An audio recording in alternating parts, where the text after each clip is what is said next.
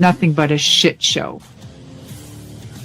And if you don't give a fuck what people say, you're better off, really. If I gave a fuck what people thought about me, Jesus Christ.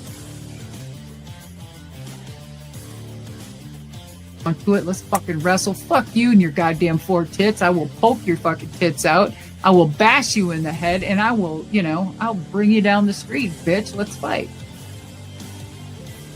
Maybe that's why I got told no a lot. Maybe that's why I didn't get the big money or anything like that, because I basically told everyone to fuck off. Listen, asshole.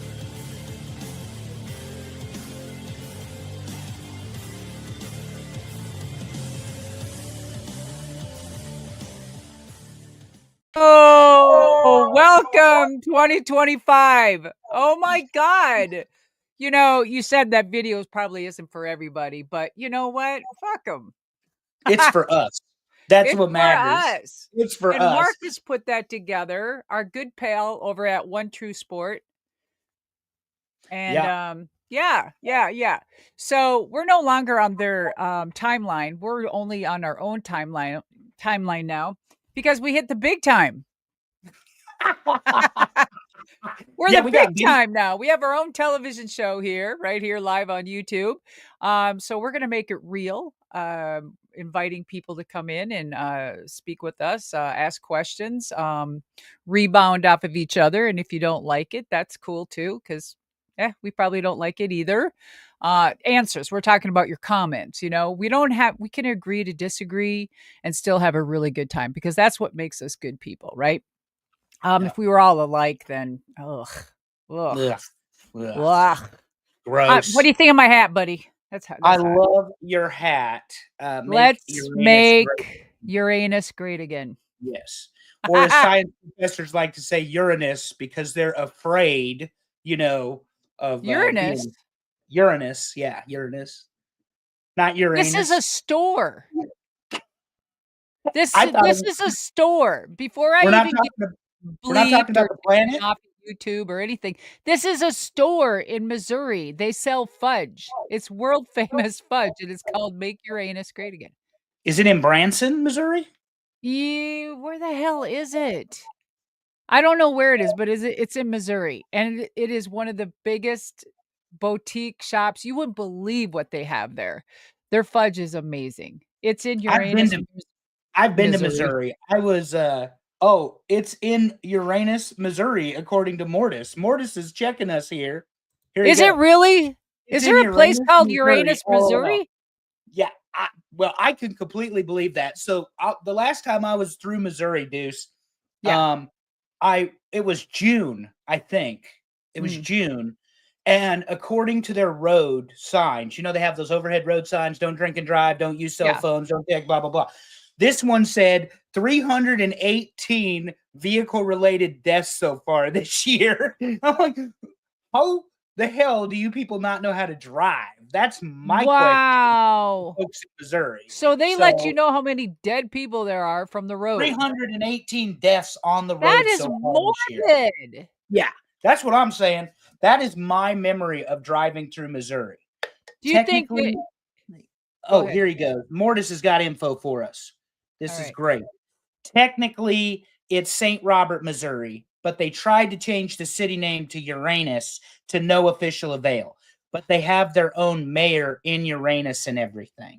Oh, my God. Morty says, I know this place. I'm from Missouri. God bless you, sir. Well, all right. So there are worse places to be from. You could be from California. I don't know. Oh, it's great, though. So kind of like people don't know where it is or where it's from, kind of like a good segue going into AEW. But before I get there,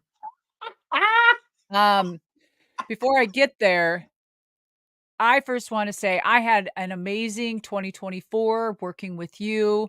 All of the places I was able to go, all the signings, all the appearances, all the cruises, all the vacations. I had a pretty good year considering.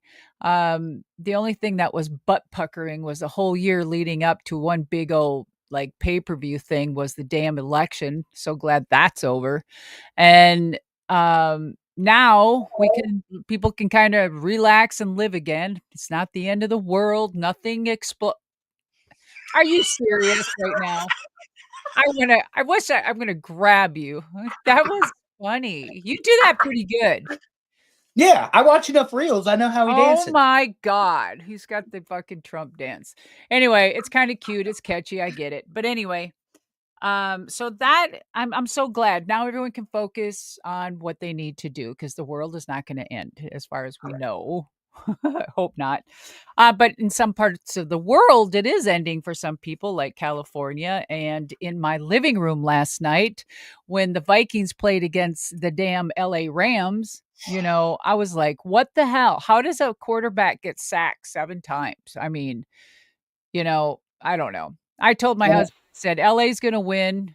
When all this shit went down, I just said, "Oh my god, this this NFL stuff is just like pro wrestling. It's, now we're gonna have the Rams win because, everything going on in LA, gotta have a pity party. I don't mean any bad about that, but I'm just saying it's like wrestling. They got some things going on in the Middle East. What did they used to do? They bring out the sheik. You know, that's exactly what happened. So I yeah. told my husband, even before the game started, I said, the Vikings are going to lose. The LA Rams are going to win. I just want you to know now, please do not break the house. My husband went to bed halfway through the game. It was that bad. The Yeah, it was Vikings, horrible. it was freaking horrible. I don't This know has what they ate. Ugh. got to be the worst showing that the Vikings had all year because you and I talk football fairly regular, and they were not good. They were Mm. not good yesterday.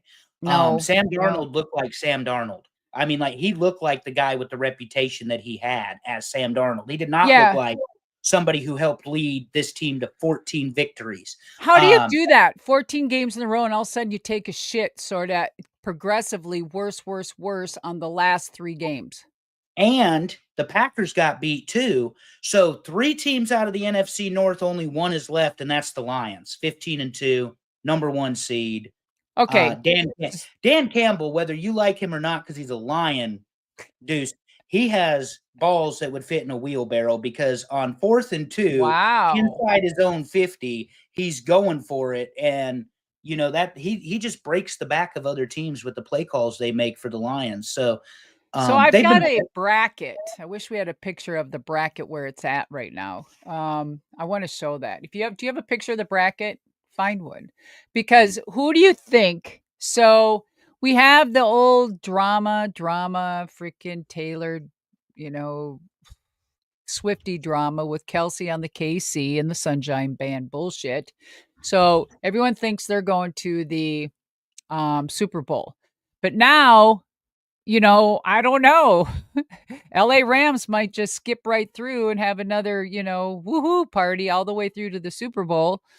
And I would love to see Washington go all the way. agreed. I love Jaden Daniels. He Mhm. is a baller. Mm. What he did Yeah. the other night, they were able to beat Tampa Bay. Here is your Yes. bracket, ma'am. This is where we're Oh, at. you It's are the kind of theory, best. Okay. but obviously the Vikings lose, so Yep. you've got Washington versus Detroit.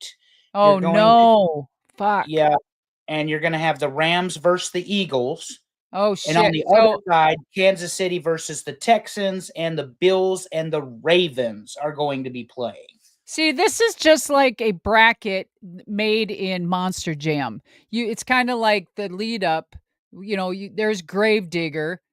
Number 6 is Gravedigger. Number 1 is Madusa, and you know damn well they're gonna have Gravedigger go to the next bracket. It's just this is like a Monster Jam fucking bracket. Um, so let's call it here, okay? So I really want Washington to beat Detroit. But the way things are going, it'll probably be Detroit, right? I would And agree, then yes. and then you have the LA Rams and the Eagles. The only way Eagles are going to win is if someone comes in with big money and puts down some money on all their betting situations. Um, and then because LA is going to be pushed to the gills, right? Mhm. So politically, I feel that it could be Detroit and the LA Rams, right? But if the better teams I feel would be Detroit and the Eagles. Mhm. That's what it should be when it comes to skill. On the other side, I can't stand Kansas City. Kansas City can suck your anus fudge all the way back to fucking Missouri. And the Texans, I would love to see them wipe their ass with the fudge. Kansas City, you know what I mean? And then for some reason, personally, I can't stand the Ravens. Never could. Don't like the Ravens. I think they tried to steal the purple color from Minnesota. That's why I never liked them. And um and Buffalo. I've always been a fan of Buffalo. So Yeah. I would like to see the Texans and Buffalo, but it's going to be Kansas City and fucking Baltimore. I don't know. But I don't know. Buffalo's playing pretty good though. Now, what do you think? Buffalo has the regular season victory over Kansas City, but I don't think Buffalo gets by the Ravens. And as much as I like what they do in Texas under DeMeco Ryans, I think that Kansas City is going to beat the Houston Texans. So I'm expecting Kansas City versus the Ravens in the AFC Championship. Mm-hmm. And on the other side, as much as I want to see Jaden Daniels and Dan Quinn and all the rest at Washington Yeah. win, I would rather see Detroit win a Super Bowl because they've been so bad for 4 decades. And so I think Ooh, Detroit Detroit. Yeah. Yeah. I Yeah. think Detroit goes to the NFC Championship, and I'm going to say that the Eagles shake off whatever the hell it was they I had hope going fucking on. I hate the Eagles. I hate the Eagles, but I just okay. You might as well just give it to LA then. Whatever. I'll get behind LA, but I don't want Eagles to get it. But basically, it will be Detroit and the Eagles, unless it's all political. Then LA's going in. And if you want a Super Bowl pick, for me, it's the number Yeah, 1 seeds. It's Detroit versus Kansas City. I think that's that'll be your exactly Super what Bowl. it's going to be. I think that'll be your Super Bowl. Yep, Um, exactly. They already had that fucking tagged a while ago. And then if it's Kansas City, Detroit, I think people are over the whole Swifty Kelsey thing, and Detroit might get it. yeah, and like my thing is about Detroit is they play grown man football. They don't quit. They don't give Yeah. up. They just Oh, they're play. fucking heels though. They play mean. Those Oh guys yeah. were dirty on the Vikings. Those were Well, assholes. that's because you're a Vikings fan. That's why you Shut the say that. fuck up, dude. I'm telling you, they played so dirty and got by with so much. And another reason why I can't stand Detroit is fucking Nash is from there, so I want them to lose. Oh my god, I love you for that. Let's clip that and put it on. He'll take 12 minutes to tell you why Detroit I is know. is going to beat. I Who's had going to to win the say game? that from 12 from minutes another later, yeah. colleague in the business, so I just had to Look, say this that. is what I do because I know that sometimes I have to slow down with my speech because I talk too fast. It's something I've learned to do at work, and I sell cars to people, and sometimes people just don't process information quickly. With Nash, if I ever watch one of his clips or listen to his audio, I put it in 2 to 2.5 times fast forward speed, so that way I can get to the point quicker. Because otherwise, it's just horrible. So. Does he talk slow? Oh my god, it's awful. I think someone told him one time that if you speak slowly, it's a sign of intelligence. No, dumbass, just spit it out. What are you trying to say? That's all I want to know. I got a life and something to do. So his clips average like 8 to 12 minutes, and he doesn't say anything for the first 7 to 9. So there you go. Is it in between tokes? Yeah, my god. That's so Could be. good. Well, so yeah, like Hulk got booed, and we're gonna talk about that, by the way. But he did Oh, this yeah, whole we're thing gonna get about to that segment. Look what Dick how said. Hogan got booed because Hogan's a heel, and I'm like, no, you dumb shit. Hogan got booed because people hate him. But we'll get there. Oh, yeah. So Okay, let's get back to the script. Okay, so before we go any further, I just saw something Digi said about he said, "He'll tell you while pulling a quad."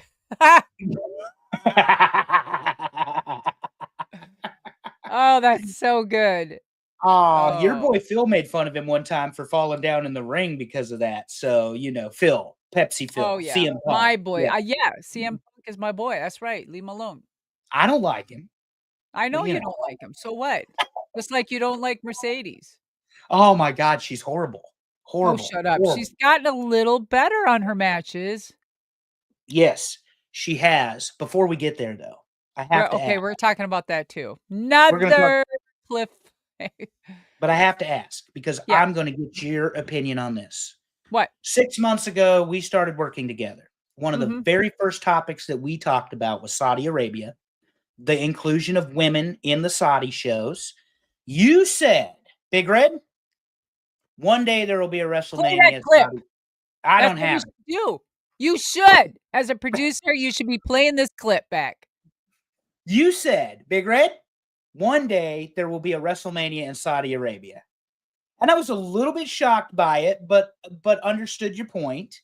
Well, Madusa, there's not going to be a WrestleMania in Saudi Arabia in 2026. There's going to But be? there is going to be a Royal Rumble, Yes. not the greatest Royal Rumble, not the nonsense they've That's done just over a there before. precursor to the WrestleMania that is going to end up being there. Talk to I'm us about telling it, you. please. It's Yes. just like, greasing the pan to a cake. You need all the layers, baby. Well, and from your perspective, you've said it that this partnership with TKO, global, international, what do you make of the unwillingness of both organizations, TKO and the WWE, to divorce themselves from Saudi Arabia and in fact move that relationship closer? What do you mean divorce themselves from it? Well, they've got a terrible human rights record there, and yet we continue to do business over there, continue to do more money. You But know, it's more if it's about the, relationship. So, they have a great relationship. It's something that Saudi wants.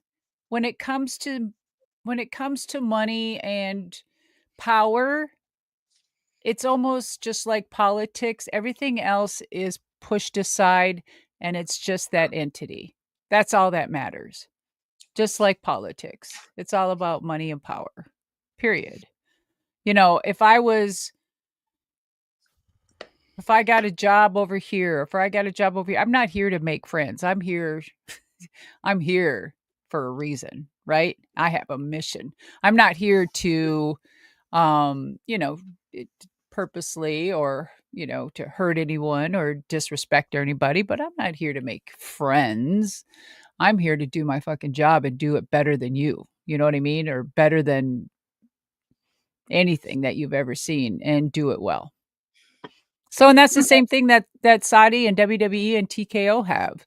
They want to have this contrast of this big wow with Saudi Arabia, this relationship, which is working, which was very controversial at first because of all their, what they do and their beliefs, and it kind of came right after the Me Too movement, and then the whole, and then the Vince McMahon scandal, which, hey, he's cleared of everything now, allegedly.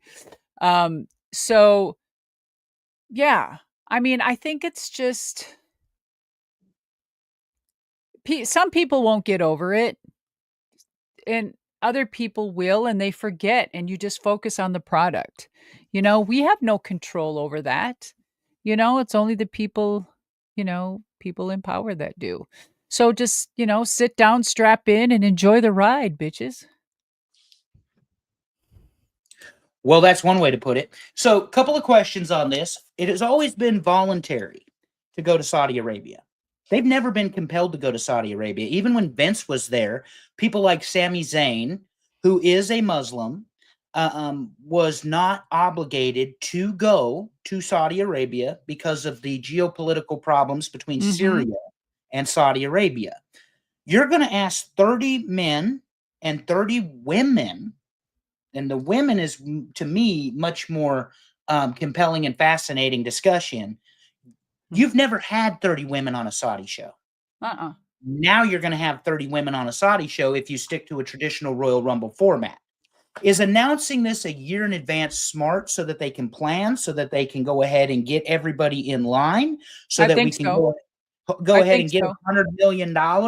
Yes, and I think that what's gonna be really good if they do this correctly is have a surprise Saudi woman wrestler in it. That's what's gonna break the fucking I mean, that's what's gonna break the numbers. Let's Well, do and it. you've called for that in previous shows. We've talked about Saudi. You've called for that because I forget what his name was, but they had a Saudi man appear in one of the events for the Yeah. men. And like you said, the roof went off the place. I mean, it was a big deal for him to be involved in that particular. I want to say it was one of their Royal Rumbles, Wait not till you see a Royal Rumble. Saudi woman come out. What's gonna happen?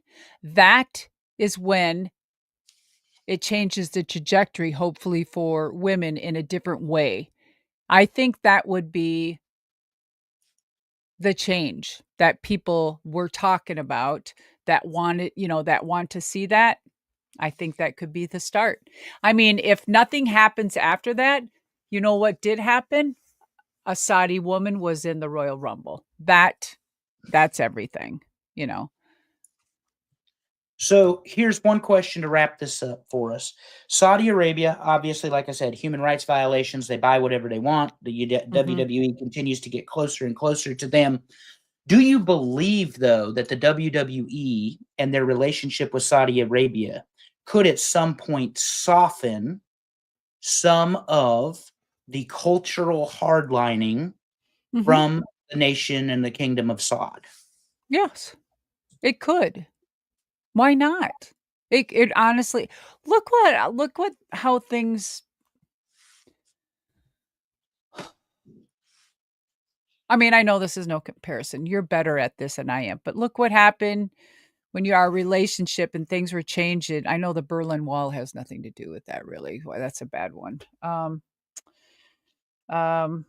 look what countries that have had somewhat of a relationship and we made this change within like you were saying. I mean, so I think that it could open up other doors for other situations. I mean, now you said Sami Zayn did go. Did he go? He did go, didn't he?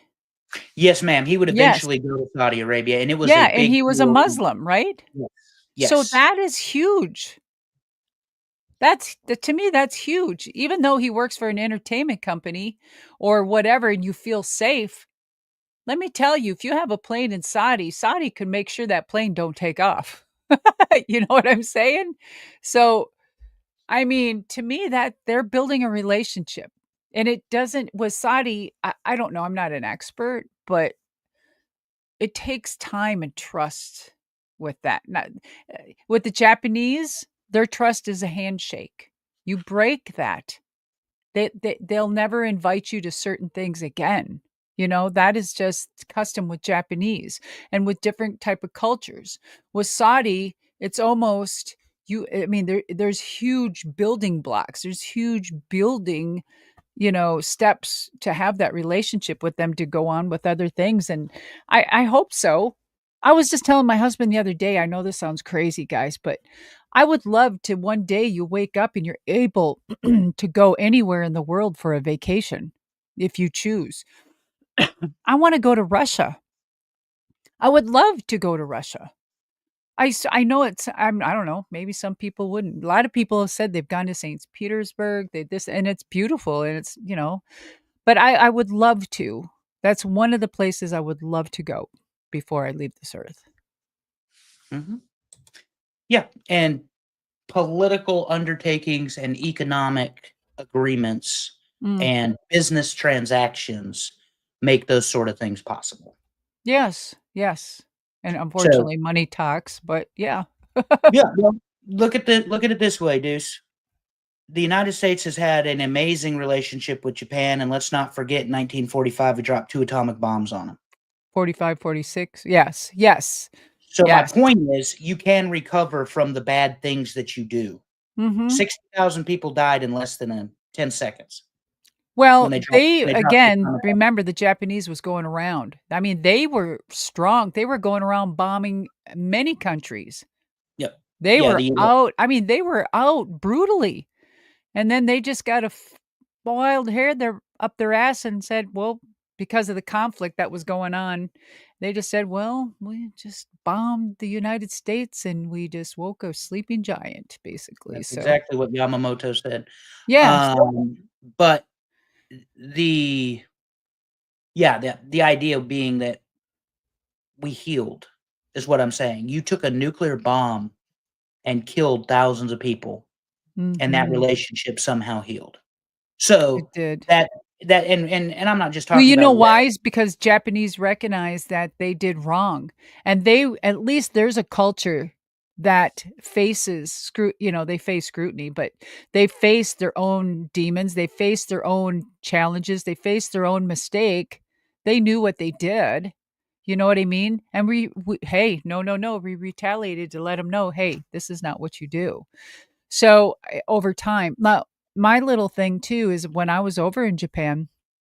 Remember, guys, I was over there in '88. So that was only what, 45 years later? Really? Or 50 years later? 43, Yeah, 43. 43 or something.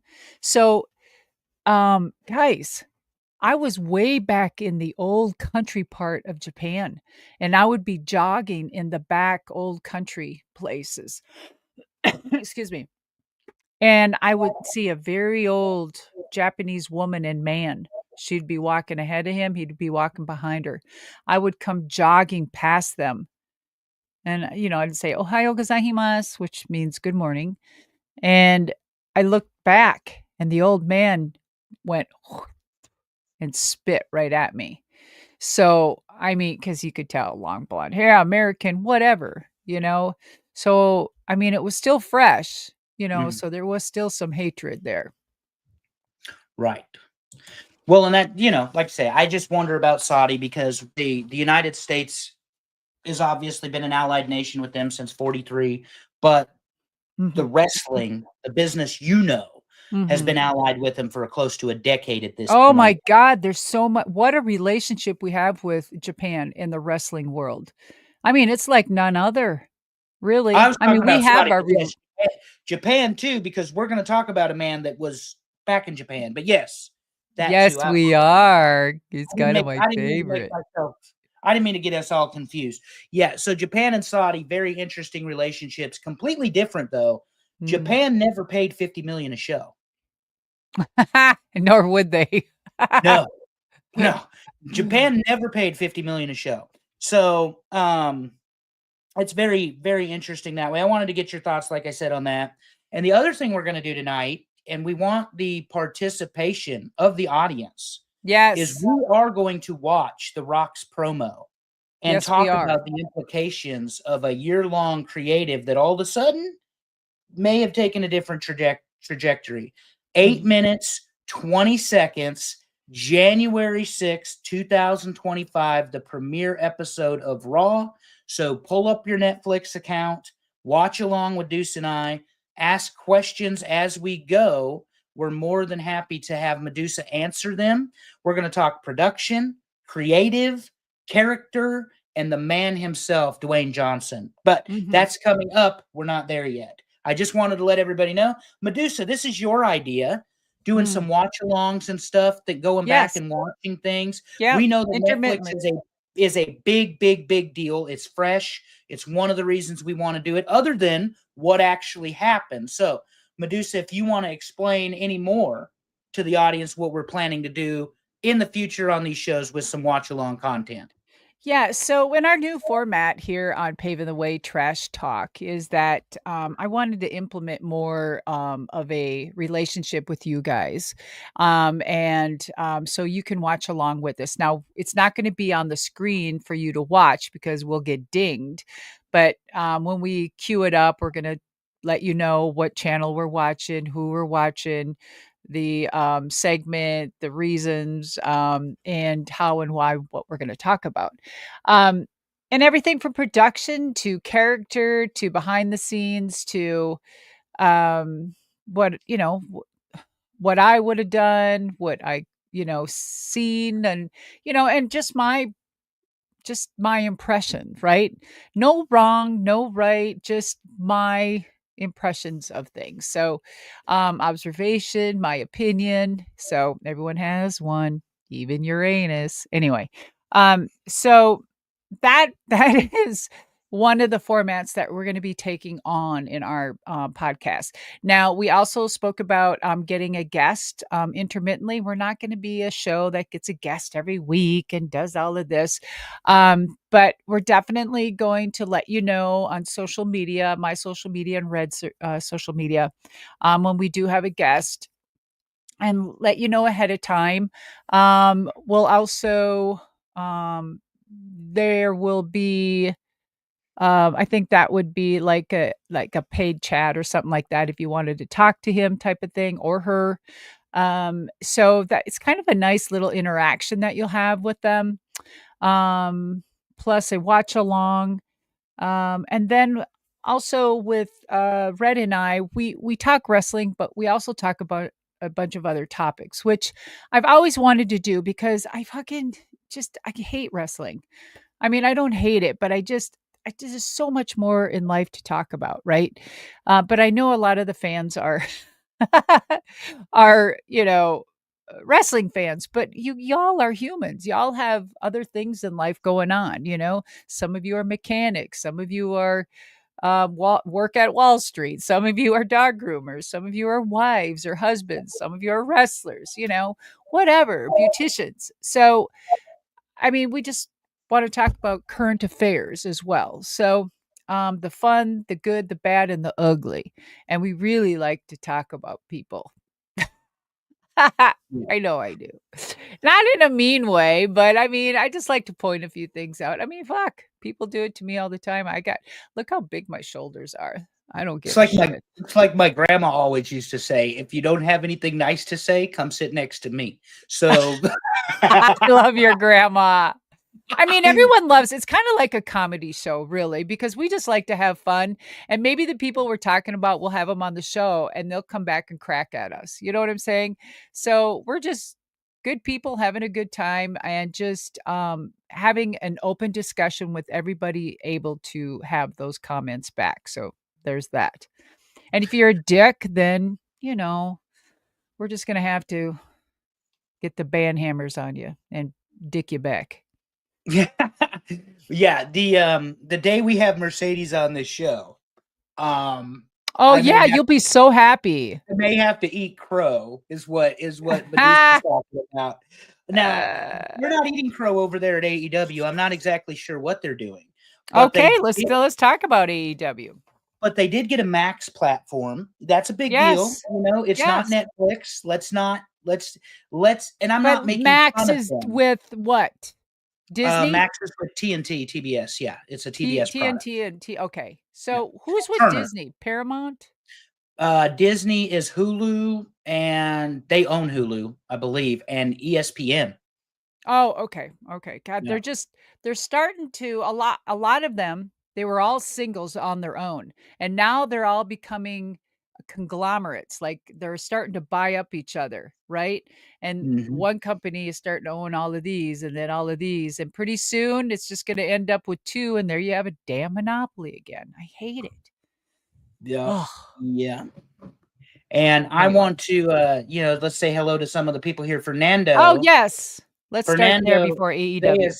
Zayas, he said hello at 1 o'clock this afternoon, and he's saying hello again. We certainly appreciate you joining the show. C Note 1987, Freak Out 9710, Q to Raw Gaming, Dummy Mm, Pawns, Winter's here, Powell, Digi, I saw. Everybody, welcome, welcome. A lot of these folks, Madusa personally, because they're part of your Twitch and have mm. been for years. They game with you. She took a Yes, sir. huge drink of water. I did. Woo! Yes, my Twitch people are the best, and we are getting ready to go back live on Twitch after this new year as well. We're hopefully trying for this Thursday because we're going to change our days from Wednesday to Thursdays. Now it's going to be the same time at 9 p.m., but we're going to switch them to Thursdays. So we're really trying for this Thursday. We're waiting for Digi to get off his ass and finish the video. I had to put that out there, bud.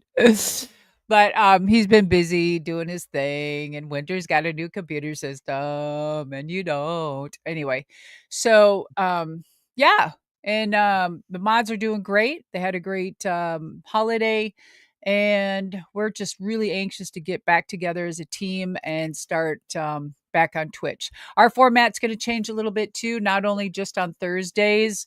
Um, I'm going to be doing my spiel at the beginning, but it's going to be cut short, and have that personal one-on-one with my fans, and then I'm going to get to straight gaming a lot. So before I would just sit back and we'd play games. Now we'll play games with the fans as well. But anyway, you're going to have to come over and check us out at, one of my Medusa, mods are out there. Can you put our Twitch handle up there, please? Medusa Um, Rock. Yeah, Madusa Rocks. Yeah. well, it's Queen of Carnage on our YouTube, right? it is. Yeah, and then, Madusa Rocks on half of all my social media and on the Twitch, yep. So, Thank you, Mortis. He's got it in there for you, Deuce. Mortis has it in Mortis is there. the best, I'm telling you. Him and And Cassie, I had a great meeting with them the other day, so they got some good things coming up. I know we should be getting together. Shit, we're supposed to be getting together tonight to see how everyone's doing, but I'll talk to them a little bit later. But anyway, so that's that. Should we dive into AEW? we can. Have you been watching? No. Well, Okay. I mean, I've okay. been No, I've been but hate watching, and I send you clips. oh yeah, I get clips from you and you just throughout the fucking day. I mean, it could be in the middle of the night, it's in the fucking morning. I mean, I'm taking a shit, something, man. I don't know. But here comes clips from fucking Red. What do you think of this? What do you think of that? Like you just sent me one of Paul Heyman. And you know how I felt. I'm like, Paul was trying to describe himself, how why he looked so bad, because he practiced, he really planned to look like shit. I'm like, Paul, you're full of shit. I don't know. I ate all the bad food so I could look like shit, and I even took the color out of my hair so I could look like shit. I'm like, what? Why?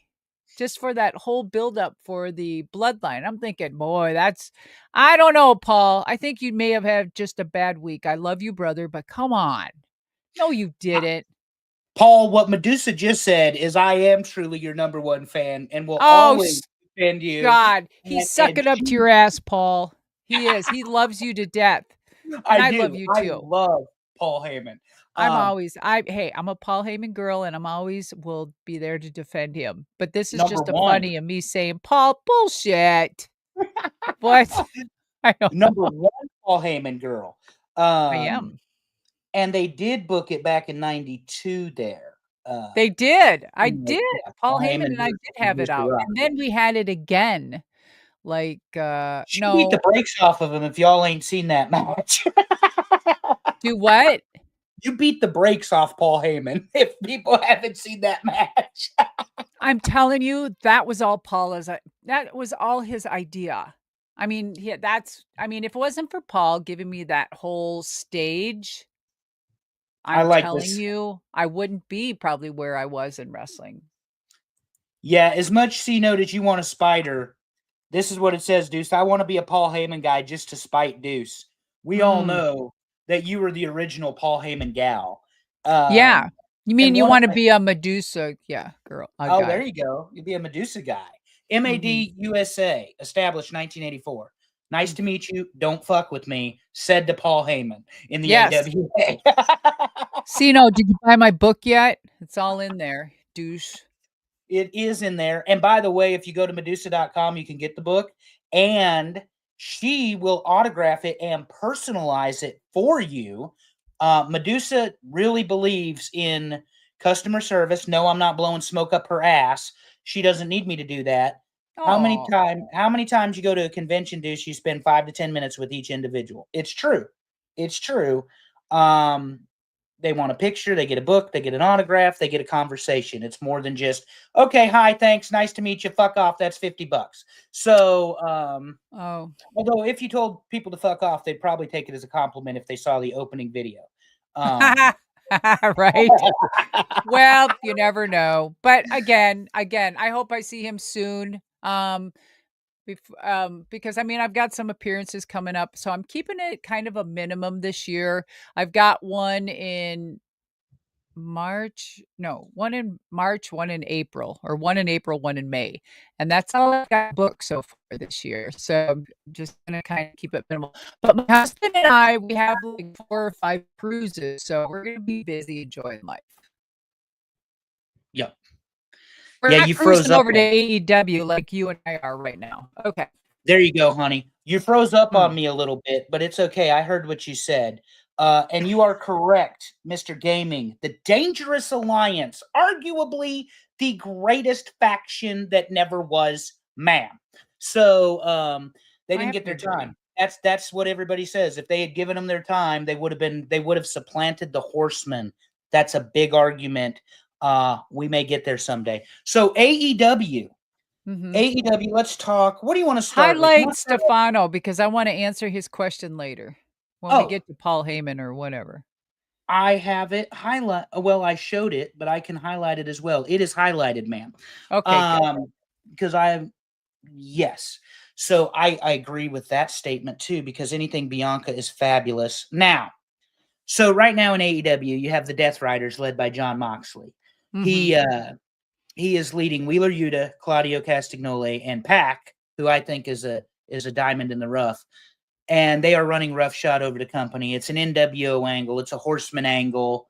And of course, they've got the mid talent, Swerve, Jay White, Hangman, Darby, Orange, all of which have been featured. Upper mid card guys, former Mm-hmm. champions, a couple of them. Where's But Maria Shafir at, or whatever her name is? she is with the Death Riders. Excuse me. Thank you for Yes. reminding me. Yes. So they quit letting her talk, which has been a Why? good thing because she's a silent assassin. Like the way they're booking her as 007 2025. Yeah, okay, so they're taking a playbook with Camille. No, they're taking a Madusa playbook because Camille didn't really get physical. Marina Shafir is wrestling men. Like she's Mhm. taken men down like you did back in 92. Yes. Okay, so what I'm saying is, okay, we talked about me doing all of that, okay, and Mhm, then Shafir is doing it, but they mhm. had Camille kind of doing that in NWA for a while. They didn't let her talk for the longest time, and then she started doing something, and then she went into AEW, and she was standing there doing nothing for a while with Mercedes, and then all of a sudden she went into wrestling and doing her thing, and She's now gone. we don't see her. What happened to her? Where is she? I've seen online that there was a falling out. That does not surprise me. She was not good in the ring. We talked about, unfortunately, she looked like she may hurt herself. Um, What? When? well, no, when she was wearing those high heel boots, the first day Yeah. she took off, remember? And she went to go for that kick, and it Yes. looked like she was about to roll her ankle. And you said, God, she needs to get a different set of boots. And you and I Yes. agreed. Because even as a wrestling fan, Madusa, I'm not in the business. I saw her about roll her ankle. Mm. So if you see it as a wrestling fan, just watching the TV, and you're not smartened up to the business and don't know what she just about did, because she seriously just about ate shit on that move. Um, but yeah, they got her out of the picture with Mercedes. Mercedes is a horrible promo. I will say this about You're Mercedes. so fucking you hate Mercedes so bad. Would you just fucking say one nice thing about her? How about she's got some great outfits? How about that, brother? She's got great outfits. She Thank you. embraces the CEO, although it's a cheesy thing. And So what? It's a gimmick. she's had 3 fantastic matches on her last pay-per-views outings. Oh, these So back scratchers are so fucking good. you never know what you're going to see on this show, folks. This is why you have to watch it on YouTube, because Medusa's over here scratching her back while I'm pontificating about Mercedes and how Hunter. bad she is on the microphone. Mr. Oh my Powell, I believe you're god. Mr. Don't let me assume that. Powell says she played in The Mandalorian. Yes, sir, she did. One of the Yeah. reasons she left WWE reportedly was they didn't want to allow her flexibility to continue with that series. But anyway, Mercedes has done well for herself. But the biggest thing happening in AEW, well, there's a couple Yes. things. Number one, they're running smaller arenas and they're losing their audience, but they've added Max. So they've got another avenue to show their thing. You grew up, Madusa, watching 3 channels or 12 channels, the same as a lot of the rest of us. I was on Then ESPN though. Yep, but then you had cable, you had satellite, you had ESPN. My question, how great is it though in 2025 you have all these ways to watch wrestling? All these ways to watch wrestling. It's so much. It's so oversaturated. I just can't keep them straight on what's on what and who's on who. And you've got NXT over here on CW. I've got to watch fucking Raw over here on Netflix. Got NW. I mean, I get it. You're going to be a fan of this organization, and usually there's some diehard fans, and they won't go anywhere else, and they'll stick to that product. Okay, I think it's great. But nowadays, I think people like to jump like they used to back in the 90s and the 2000s, right? Back and forth. And so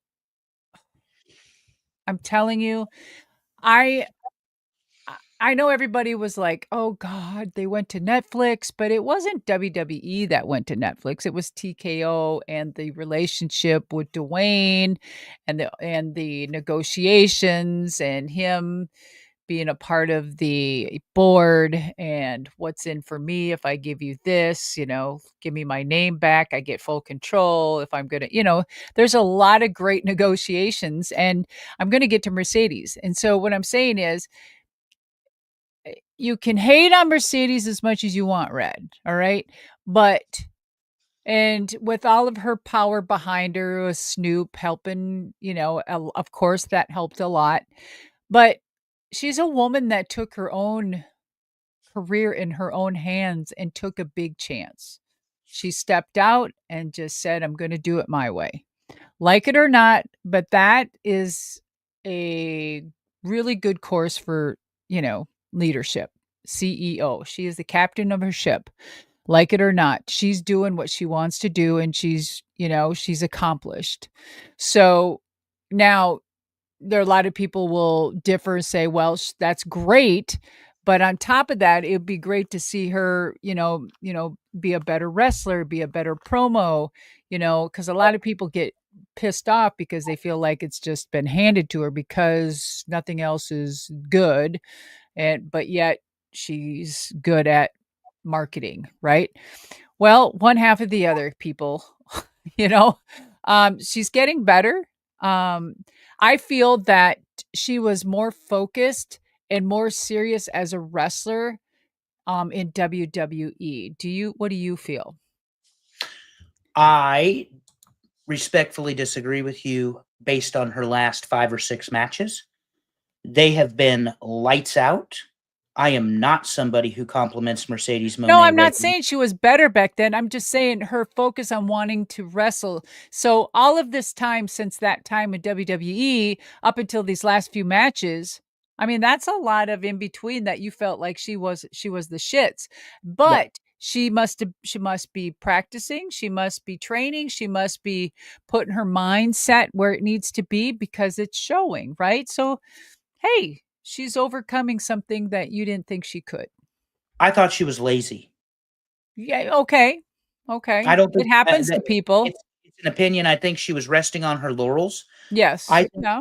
I think arguably the greatest tag team working today is in the same situation in FTR. Who? FTR, Oh. Dax and Cash. Mhm. I would say they are arguably one of the best tag teams in the world. Even though we don't get to see a lot of the Japanese tag teams here in the United States unless you watch New Japan. When I say resting on your laurels, have you seen everything that they can provide? Or are they just coasting, or they got it in cruise control and that Right. sort of thing? I think that's what happened with Mercedes. Then she wrestled Chris Statlander twice, and she wrestled in Japan, and she She wrestled realized Nemo. she better up her ante. And all of a sudden, we had really good, compelling wrestling matches. She's still the drizzling shits on the microphone, and no one will ever convince me otherwise. Her character is hot garbage. Don't mess with Monet. Get the fuck out of here. Nobody cares about that. Oh, that's baloney. People do. I So hate her sing-songy bullshit in her promo. This is Oh. 2025, not 1995. But Hey, who's Madusa? La mad la la respect. la. Mad respect for the matches she's had over the last 3 or 4 Okay. months. Mad That's respect. good. Good. Good So, for you. You're and turning a leaf. I'm growing, yes. What I have never disrespected is this man right here. Kenny Omega. Oh, oofta. This picture has so much fucking aura. This is his company at Cam Iora on the Twitter gimmick, the X gimmick. Oofta. Kenny Omega wrestled Dynasty January the 5th, 2025, returns against Gabe Kidd, a young guy, one of the leaders of the Bullet Club, which obviously is a huge deal in Japan. 33 minutes, coming off of diverticulitis Madusa. For 13 months, he was out of wrestling, lost part of his intestine, had to do rehab. The cleaner is back, and it doesn't look like he's missed a step. For AEW, how critical is it to book Kenny, who has stated that he wants to be booked like Roman, meaning big star? How critical is it for them to treat him like the cleaner, like the three-time IWGP champion, like the AEW champion, like the founding father? How important is it to treat him that way? I think if AEW wants some type of substance and respect and some type of caliber, because they have a lot of great talent there. But again, we've always talked about storylines, how they handle people, not give them that segment or storyline. Well, Kenny is the story. You know what I mean? So he is a story. He's a walking story, and what a beautiful man. Just and he was very kind to me, and I enjoy Kenny. I love his work. I just think he's one of the most exceptional guys that they have. Just well rounded. Um, and plus he looks like Robert Plant, so there's that. Anyway, so I think that if AEW were to start um not take some of their wrestlers and put them in a category so it looks like they're better than everybody else, but they're on different levels and they've earned that, you know what I mean? So it's okay to put them in that category. And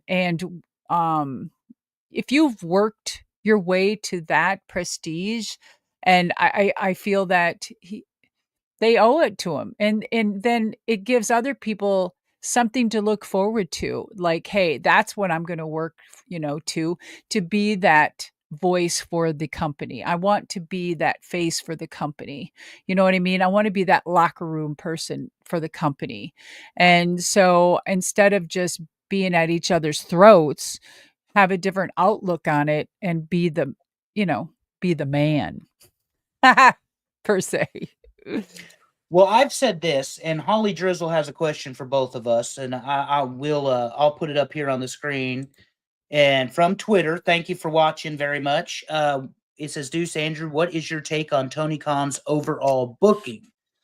I feel, as Madusa would say, the AEW roster is humongous. They got Yes. 200 professional wrestlers on the roster. To Madusa's point she just made, you have levels of talent in Yes. AEW, be that Kazuchika Okada, Kenny Omega, Swerve Strickland, Will Ospreay, Kyle Fletcher, and I'm not going to name them all, and I'll leave somebody out, and I don't want to offend anyone.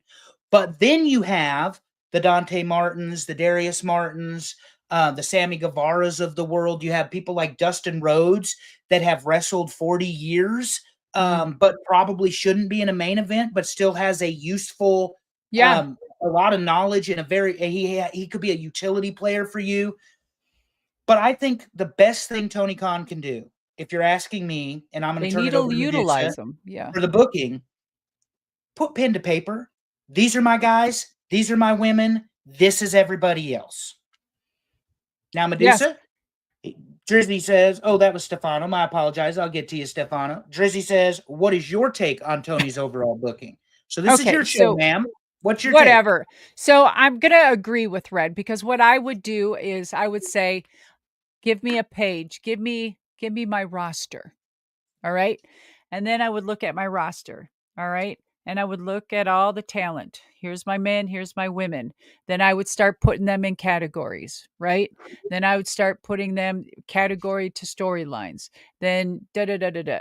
And so the ones that are I have to say this because it's been the backbone to every business are the loyals.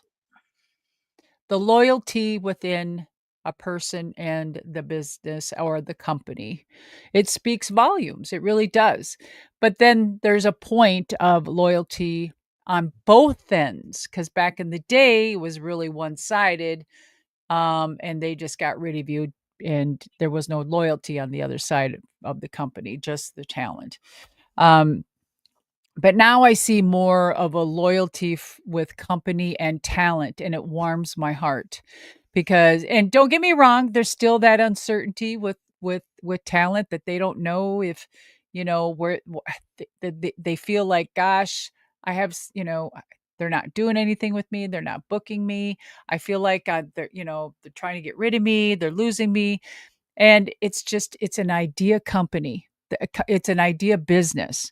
You've always got to keep moving, just like lubricating your bones and eating turmeric so you don't hurt or whatever the hell. And so I would have my roster. Men and women, I would put them in categories. I'd start with loyalty. I'd start with um uh the storylines. I would talk, in here, and levels of people. Their years, like you said, Dustin's been there forever, but is he going to be that primo match? No, but he's going to be utilized probably to help that match, or maybe a couple, you know what I'm saying? He has a place still in this business. Now, he probably wouldn't go out there and do a 40-minute match. I don't know. Ric Flair did, I don't know how many years ago, but and almost killed himself. But you know, there's a point of knowing when you're done and gracefully retiring, but it's very, very hard. And it's hard to do when you feel like you haven't gotten the same back within the business.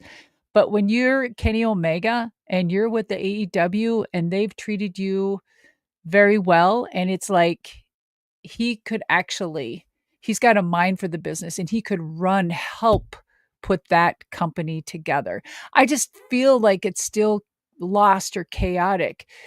But again, a lot of people shit on Tony Khan because they feel like he's too involved and he's always got his hands and fingers and his ideas and pulling every which way, which can be confusing.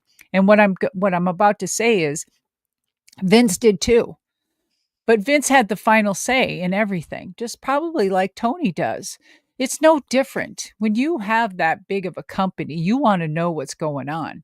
You know what I mean? It's kind of like if you're going to own a company, myself, I would want to start from the bottom up. I would definitely clean the floors, the toilets, change the light bulbs, do all the work that everyone else would be doing. So when somebody is doing something, I know if they would need help, I would guide them to help them.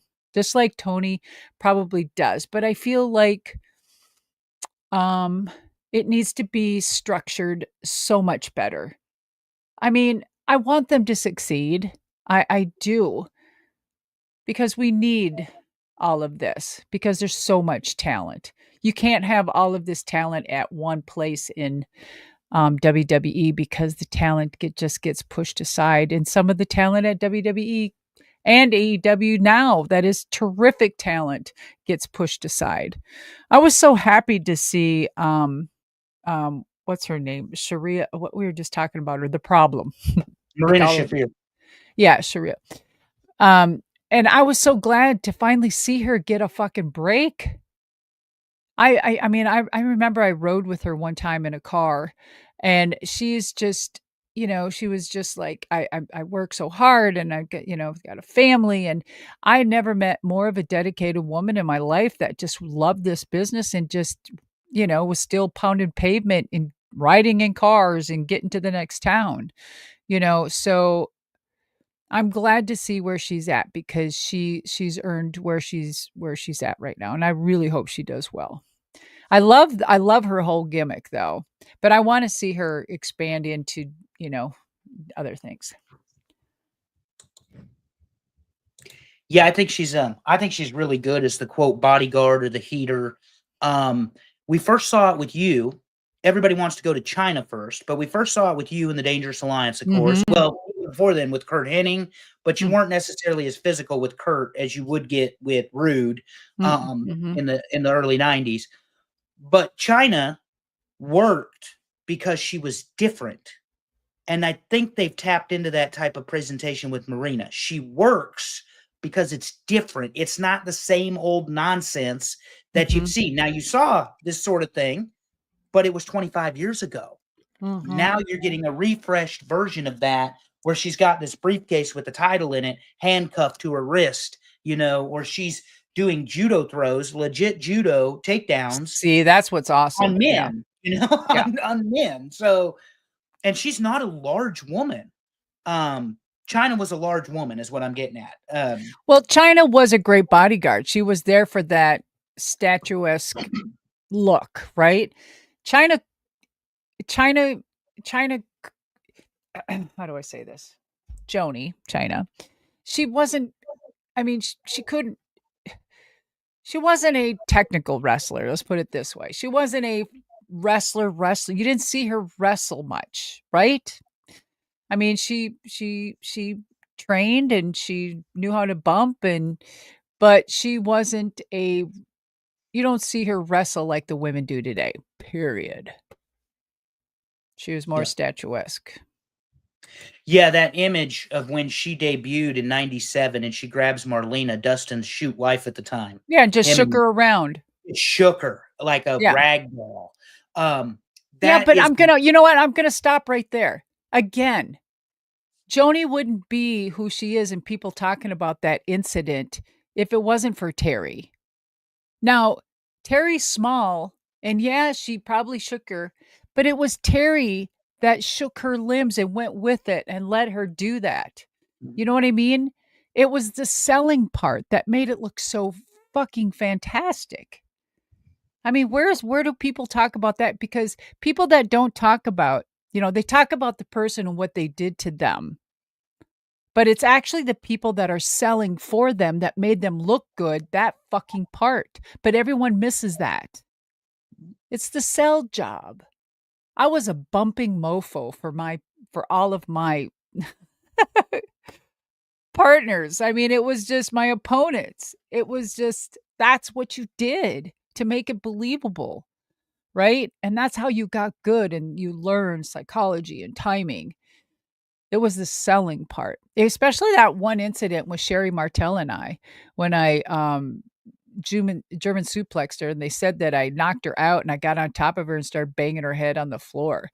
I mean, if you look, my hands are behind her head and my knuckles are hitting the mat. And then in the back, she's like, "Oh my God, that was so fucking good." You know what I mean? And everyone to this day says, "She killed her. She knocked her out."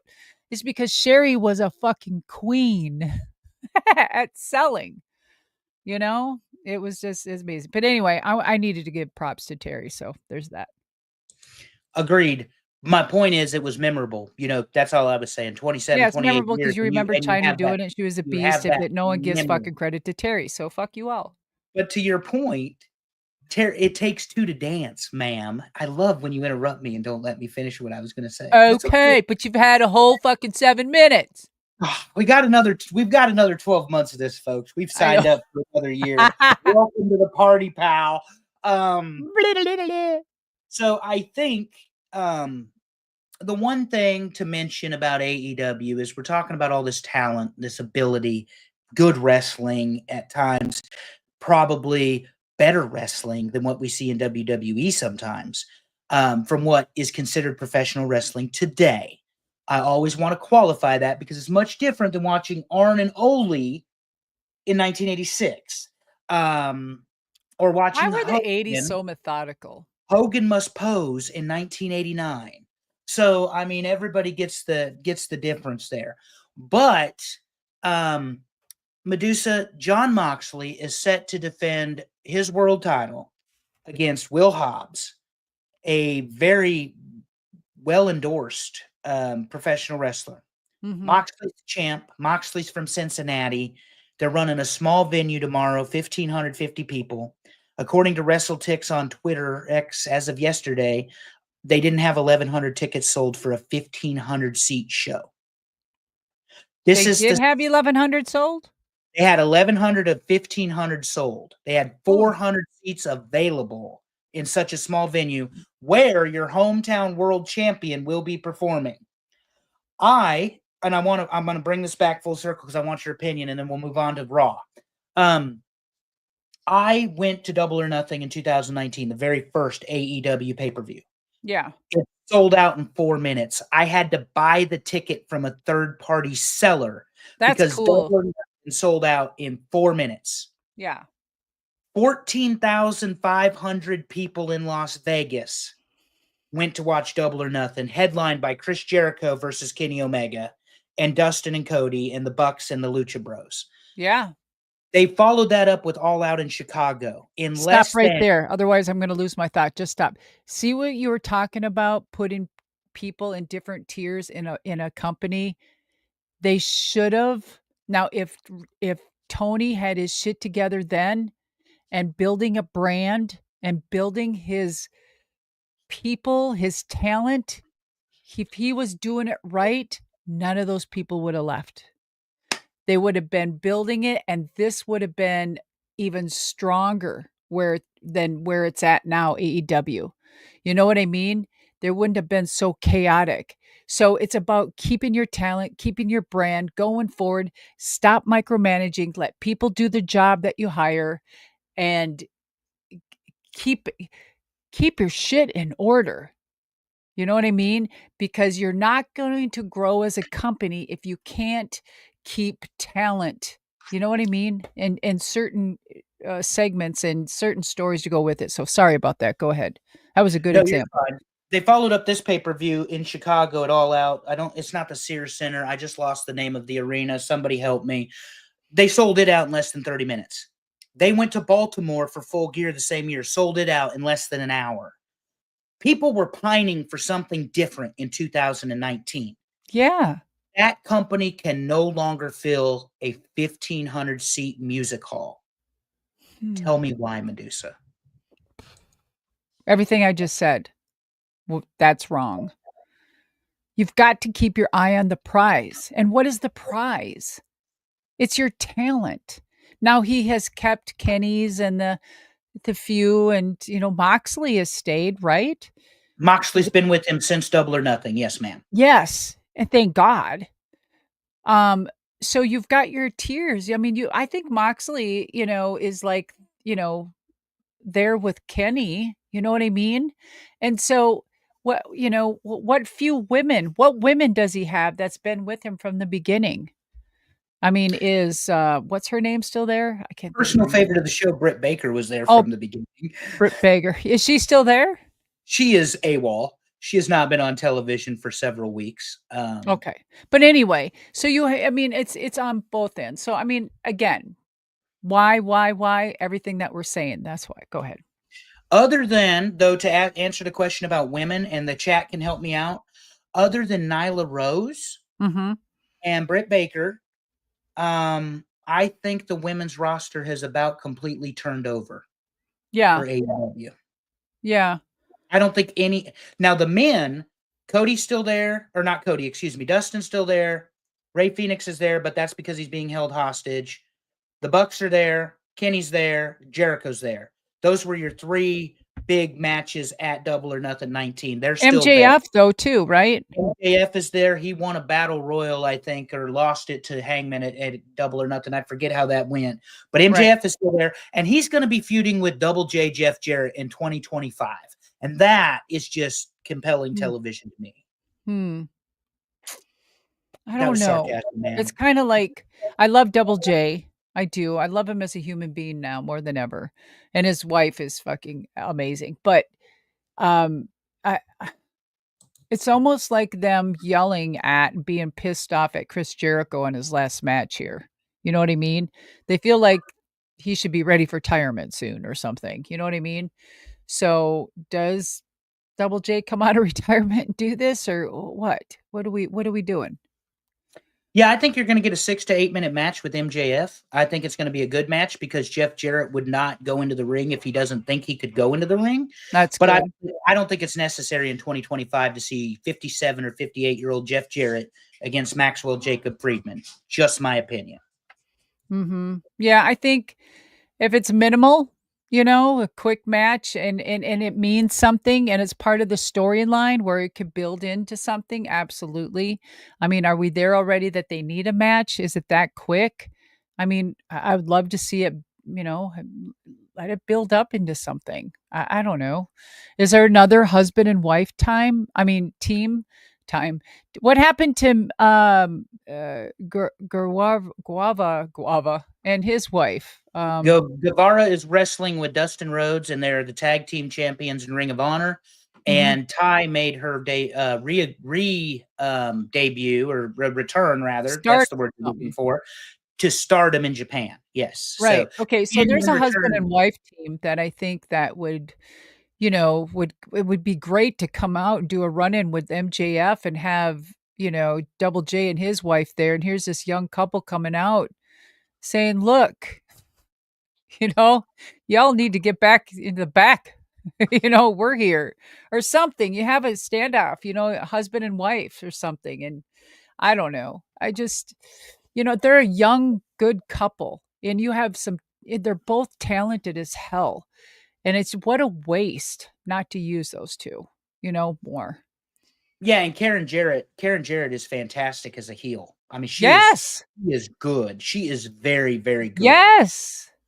She's like a Sherry Martel to me. Yeah, I was gonna say, she loves Sherry Martel too, by the way. It's ironic you say that. I don't know that she's a great professional wrestler. No, she's not. A heat magnet. I mean, yeah, that's what I mean. Great to poke the bear with her. Anyway, neither was Elizabeth, but they made her get out there. No, Liz was part of the package. She was part of the deal. And we've talked about her, before. Probably we'll talk about her again. So I just wanted your opinion on the on why, because like I said, I liked Mercedes matches. I ordered the AEW pay-per-views. I largely enjoyed them. Some of it is a little bit too non-selling spot fest for me. Yeah. That's my own personal taste. It doesn't make it a bad match. It just means I don't particularly care for that style. Who's Dustin wrestling? He's wrestling with Sammy Guevara in Ring of Honor, which they basically made a non. They just need to make it NXT of AEW, but they have not done that yet. They just should, though. They should make it the TNA. Yeah, no, Ring of Honor, ROH. ROH. And ROH has a long history. Your man, CM Punk, was in ROH. Yes. Samoa Joe, Tyler Black, also known as Seth Rollins. Yes. Sami Zayn, Kevin Steen. The Bucks were there. Kenny was there. Christopher Daniels. I mean, you just go down the line of wrestlers that appeared. Hangman Adam Page that appeared in ROH. And then Tony has basically bastardized it the last 2 or 3 years. Where did Page go? The same. Hangman's still on the roster. He's playing the psychopath. He burned Swerve's house down several months ago. And he's like a crazy person, which is great. I love him. I think he could do that well. Did you ever see that segment? You got to find it. We're going to play it. We'll play it next time when we talk about AEW. Did you ever see that segment that Kenny Omega and Hangman and I did? I will have to find it. Yes, man. Because that was early. Because that was like when they just started, right? Yeah, one of your listeners pointed this out. He had asked, he said it was Stefano. Stefano said, didn't Madusa make appearances on AEW? And yes, you did. Yes. Yeah. Yes. So, and wasn't that part of being the elite? The clip you're talking about? Yes. Yeah. I know exactly where to find it. Yes, ma'am. We will find it. As a reminder, guys, we're about to transition to WWE, which is the main event of the night. The Raw debut on Netflix, January the 6th, 2025. Madusa and I are going to do a little background, but for your viewing pleasure, it's a watch-along. Put your questions in. Ask us. I will ask them of Madusa. If you ask me a question, I'll answer it. But this is Madusa's show, as I always say and mean. 8 minutes, 20 seconds is where we will be starting January 6th, 2025, the very first episode of Raw. So moving into Raw on Netflix, Madusa, we knew about this a year in advance. We had the Vince documentary we've talked about. Y'all can check that out in the archives if you haven't seen it. We knew Netflix was a big deal for the WWE. This is a 10-year company length. And I just got a text from our man Digi. He says, "Being the Elite, episode 41, halfway through." So I will Thanks, save that, dude. Medusa. Damn, that Yeah, was quick. he is dead ass on it. Yeah. But we have talked about Netflix ad nauseum for the last year about how big a deal this is, a streaming platform, a global platform. Just big picture for Madusa Rocks. Did the Netflix debut meet your expectations and live up to the hype? Okay, so fair question. So I was really excited because I love new. Some people are very scared of newness because it's scary. But that's how we grow, right? As humans. We face fear and, face fear and rise, really. And so with the whole buyout, takeover, TKO, all the things that we see that are happening, I'm like, okay, I was expecting, my mind was putting this all together in my head, what to expect. Oh, there might be this, or they're taking this out. Oh, it's not going to be any old. So a couple of things come into play, and uh, it's always good when you watch a program that I don't like to jump on it right away and do a podcast. I like to let it simmer and I like to cogitate on it for a while because there's always shit that comes out from behind the curtains that you find out, from talent or, production or whatever, or something like what Red sent me today about Paul, about that episode. And because everyone was concerned about what Paul, the way Paul looked. But I was like really surprised. Like, I was like, oh my God. And I said something to my husband, like the way Triple H looked, right? So here's the thing. I was expecting everything that it was. Even I don't know what you guys saw, but Netflix was rolling. And if you guys watch the boxing on Netflix, I mean, it would die and the circle would just spin and it would just spin, because there was so many people watching. So I don't know. I'm sure you will tell me the numbers, what Netflix put out that actually streamed and watched. People beg to differ on that as well, kind of like the Pontiac Silverdome back in the day as the record. Whatever. We'll never know. Who cares? Can we just be happy for it? It's a new era, people. It's a new fucking era. Let's fucking go. Right? It's fun. It's exciting. So to watch growth.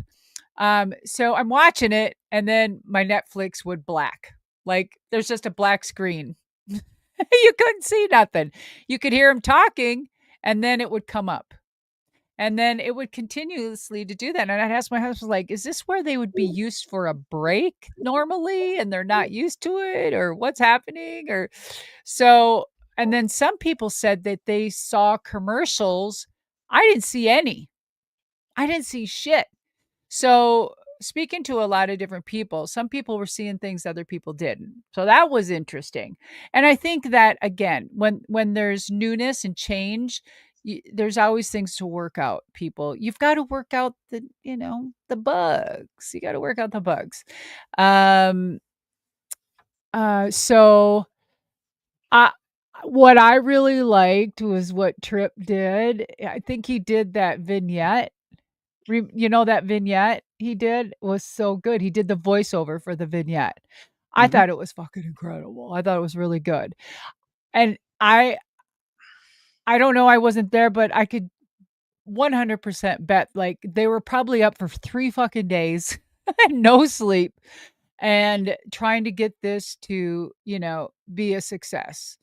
And just like I would, if I was working behind the scenes in production, I would be I would probably wouldn't have slept either, and just because it was your first debut, right? This is huge.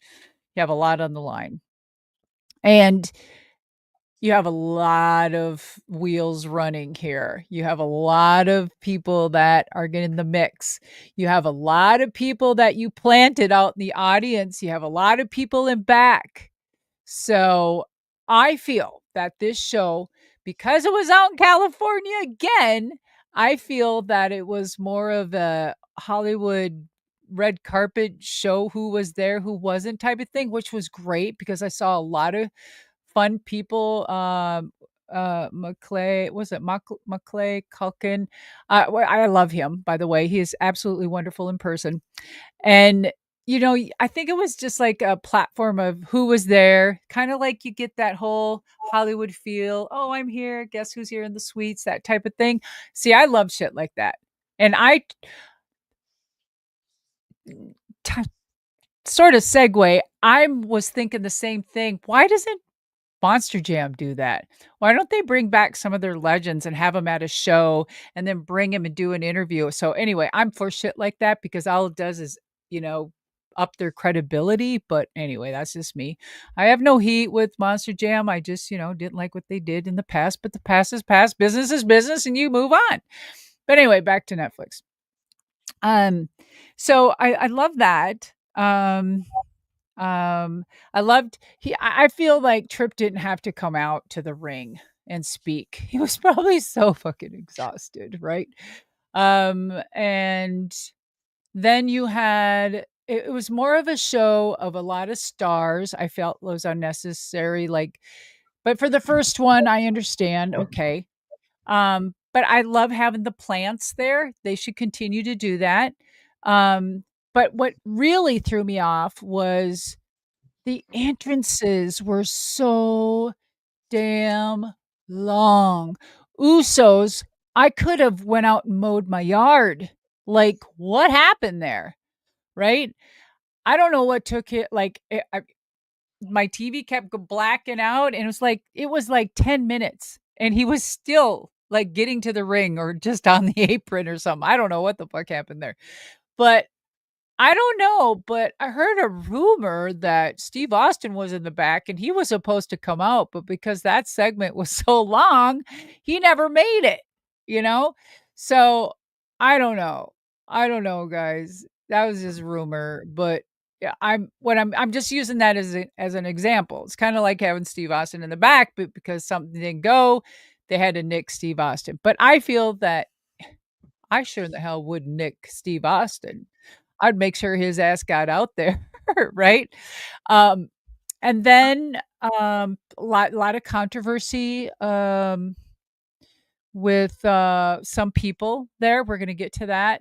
Um, I think that, the women's match was the best one besides CM Punk and Seth Rollins. But I think Punk and Rollins did a phenomenal job.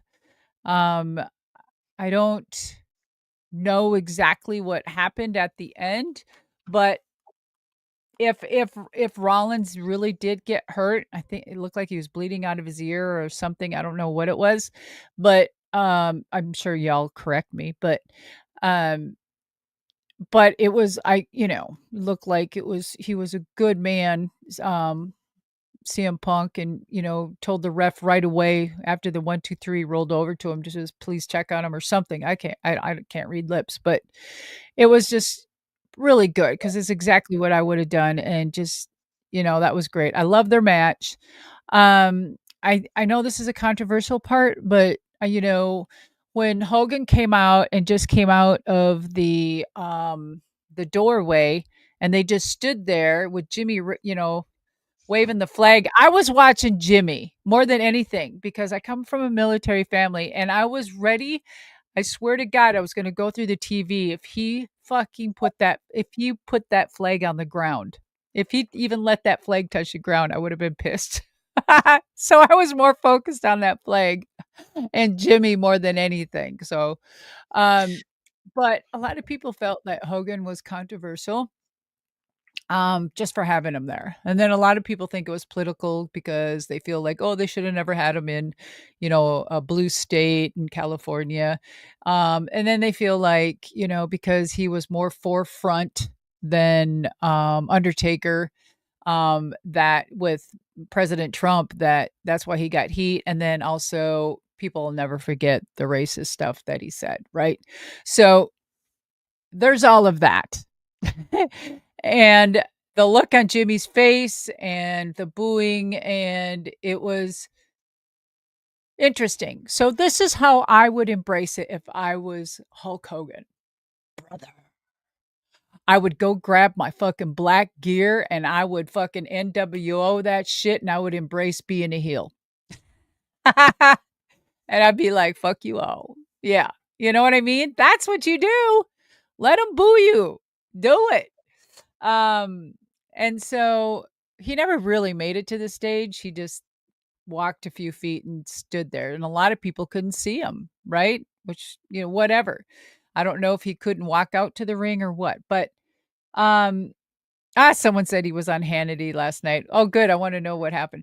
Anyway, so that was my whole take on the show. And I'm really, I thought the other show was good. But yeah, it's exciting, guys, really. It's exciting times. And I know they'll get their bugs worked out. They'll get everything, worked out. But I'm really interested. Does anyone watch the Saturday night show that they have? And is on that on NBC, ABC? I can't remember which one. But anyway, sorry. So fucking long-winded. This is disgusting. Okay, anyway, I'm done. Saturday Night Main Event will be on NBC or the Peacock, ma'am. Yes. Okay. So that's the tradition. Obviously, Dick Ebersol back in the day. It's still the tradition. You said a lot and basically just went right through the notes, which is fine. So you and I agree, and we had a conversation about this offline. Triple H's voiceover, the history of WWE, the Oh omission of my Vince god. fantastic, and then he comes to the ring. Yeah, He's I gonna didn't think he come out. had to. He's gonna strut ass because there he is. There's your Yes. man, and there he is right there. Look at that shot. The black mat, the sponsorships in the ring. Look at all that pyro. Ladies and gentlemen, this is a different WWE. You have I don't know. multiple Do you like that black mat? I do not like the black mat. That's my personal I opinion. don't either. I think it was no. And to me, it was too dark. Yes, they need to have it like a gray or something then if they wanna do that. I don't know, but So he doubles down. You get this beautiful, well put together history of WWE from a professional wrestler who calls himself The Game because he studies professional wrestling. He has all of the Brunos and the Hogans and all of that stuff. And then you get him coming out and greeting. So my overall impression of Raw on Netflix, the very first episode, is they had the potential for it to be a pay-per-view level show, and it was not, because this was a victory lap. We made it. We got through the Vince crap. We've launched. We got here, and we're going to thank and celebrate and kiss ass and kiss rings and kiss babies and anything else that you can kiss while we're all out here. If Steve Austin was indeed in the back, because I've heard that very same rumor, shame on them. I would have made everything fucking possible. So, was Hogan after Usos or before? Oh God, I don't know. After, Guys, I believe. Was Hogan after the Uso or before? Anybody? I believe he was after. I believe he was after. Okay. Okay. Let's just say hypothetically. You don't, if this is true, you don't have Steve Austin come in and not bring him out because of whatever, right? Right. If it did go that long and they had to X him, I'm going to write in my own if I was, right? I'd be like, okay, I got to scramble. I got to do something here. I've got fucking Austin here. He was part of the show. We've got our segment. Or maybe we're going to change the segment because Buddy's here. Let's do something. Okay. So they partnered with Hogan and promoting his beer. And that was kind of, anyway. But I would have said, you know what? I'm going to play with fire. If the Hogan thing was after Usos, I'd be like, let's get Hogan out there. We don't know if it's how it's going to go because I'm sure they probably weren't expecting that at that level. And I would have said, Steve, go make your run in towards the end of his promo with your beers, with your beer. And start smashing it and hand him one of your beers and then have a standoff with him, with the beer stuff. It would have been fucking great. And have him go down to the whatever. And that's all he had to do. He would have tore the house down. Everyone would have forgot about the whole Bowie and Hogan thing. And they would, you know what I mean? It would have been great. Yeah. So here's my issue with it. And wrestling fans have their opinions. There are 3 generational talent, if you don't count Bruno, in WWF history: Hulk Hogan, Steve Austin, John Cena. Roman is probably still writing his chapter, but Hulk Hogan was the head of the golden era, Austin the attitude era, Cena the PG era, and now you've got the modern era or the Netflix era of professional wrestling, if that's what we're going to call it, the streaming era, the Triple H era, the Vince-less era, No, whatever it's you want been to call it. Triple H has been out. We just call it the streaming era, which is Whatever you perfect. want to call it. Yeah. How can you have how can you not have Austin on the show? I know he doesn't get off the ranch much. I know it takes a lot for him to make an appearance. But even if Madusa, he But wasn't damn well it had to have been planned because they had that. They had that, the whatever. They had the Hogans, the Yeah. Cenas. They had to have had Steve there. I mean, it just If made sense. let's say he wasn't there though, shame on you. Oh, Shame on you if he exactly. wasn't there because he Yes. was the Attitude Era. And who wants a beer bath? I mean, let's go. 8 minutes, 20 seconds. We're going to start with The Rock. Speaking of which, some of these talking segments probably would have made room for Austin if he had been available. Yeah. Not just the entrances. 8 minutes, 20 seconds. Cue up the Netflix, folks. Madusa and I are going to watch along with you all and answer questions about The Rock's promo. Now, let's set the stage. WrestleMania 40, Rock, Roman, Seth, and Cody. Rock gets the pin on Cody. This is after Cody gave him his spot. He turned on him with Roman. He beat him and left him bloody. He made fun of Mama Rhodes. All this stuff. And then we're going to get this particular promo. 8 minutes, 20 seconds. Madusa, do you have it pulled up? Yeah, so we're going to start with him and him walking in, correct? Yes, because there is something he does that you and Yes. I have discussed that we want to point out. 8 minutes, 20 seconds, January 6, 2025. We're going to start with The Rock's entrance, and that is 8 where we're minutes going and to. what? 8:20. All 8:20. right, hold on. 8:20. If you get around 8:15, that's about where the arena goes black. 8. There we go. Okay, ready, guys? And 3, 2, 1, play. Oops. You probably can hear it. I can hear it a little bit, but it's fine. So the arena goes pitch black after Triple H gives his speech. And then on this humongous board at the Inuit Center, there it is. All right. And you see all his graphics on the screen. Yeah, big lights. There he is at the door. Incredible. Yeah. We don't want to hear any of this in the background, do we? Because they can ping us. Is that right? They can ping us, yes, because we don't own it and we don't have 23 million followers like our boy Logan Paul. They don't like us that much, Deuce. So, guys, seriously. Okay, can we pause it right here when the camera is up on him looking at his arms?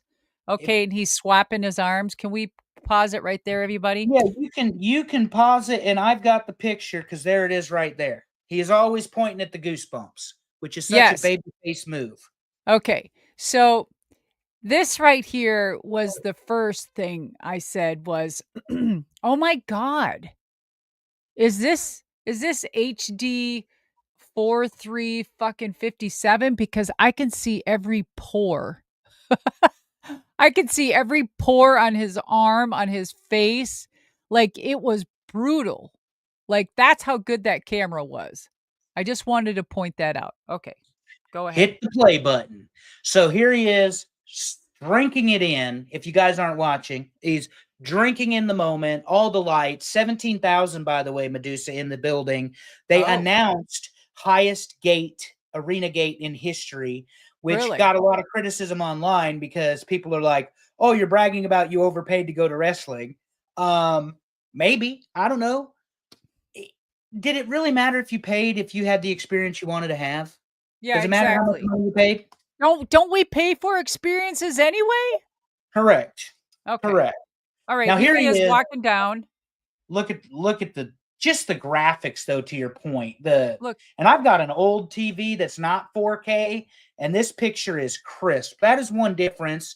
And the chat can weigh in on this. If you guys have cable or a streaming platform or something else and you've watched it on Netflix now, who do is he you see shaking hands with at the beginning there? Those are the Netflix guys from TKO? Netflix guys and then all the fans? Yes, ma'am. Correct. Do you guys see a big difference in the picture clarity and the sound quality on Netflix versus any other streaming? No, the sound sucked. You thought the sound sucked. The sound sucked on my end, and I have a brand new 75, 80, whatever inch TV, and the motherfucker, I don't know if it was Netflix or what, but even Alan, my husband's like, this don't even sound like they're in a stadium. You know how you have that thunder and that roar? It was very muffled. It Mm-hmm. didn't have that. You didn't feel when your body, your fucking heart didn't pound with the sound. And I have a surround sound. I have all this shit, and it felt like it was a tin can almost. So we know The Rock serves on the board And he of gave his TKO. People's Champ belt to his daughters. He's about to do it right now on my end. I might be a few minutes Sorry. behind you, or a few seconds behind you. It's fine. Um, but he shakes Pat McAfee's hand, shakes Cole's hand. Here come his little girls. And he is a very good father. He absolutely loves his daughters. If you follow him on Instagram, social media, they're always messing with him, which is hilarious I because love it. Yes. he's like a 52 or 53-year-old man with little girls. So, But I mean, that shows some good character. I mean, it's so yes, it cute. does.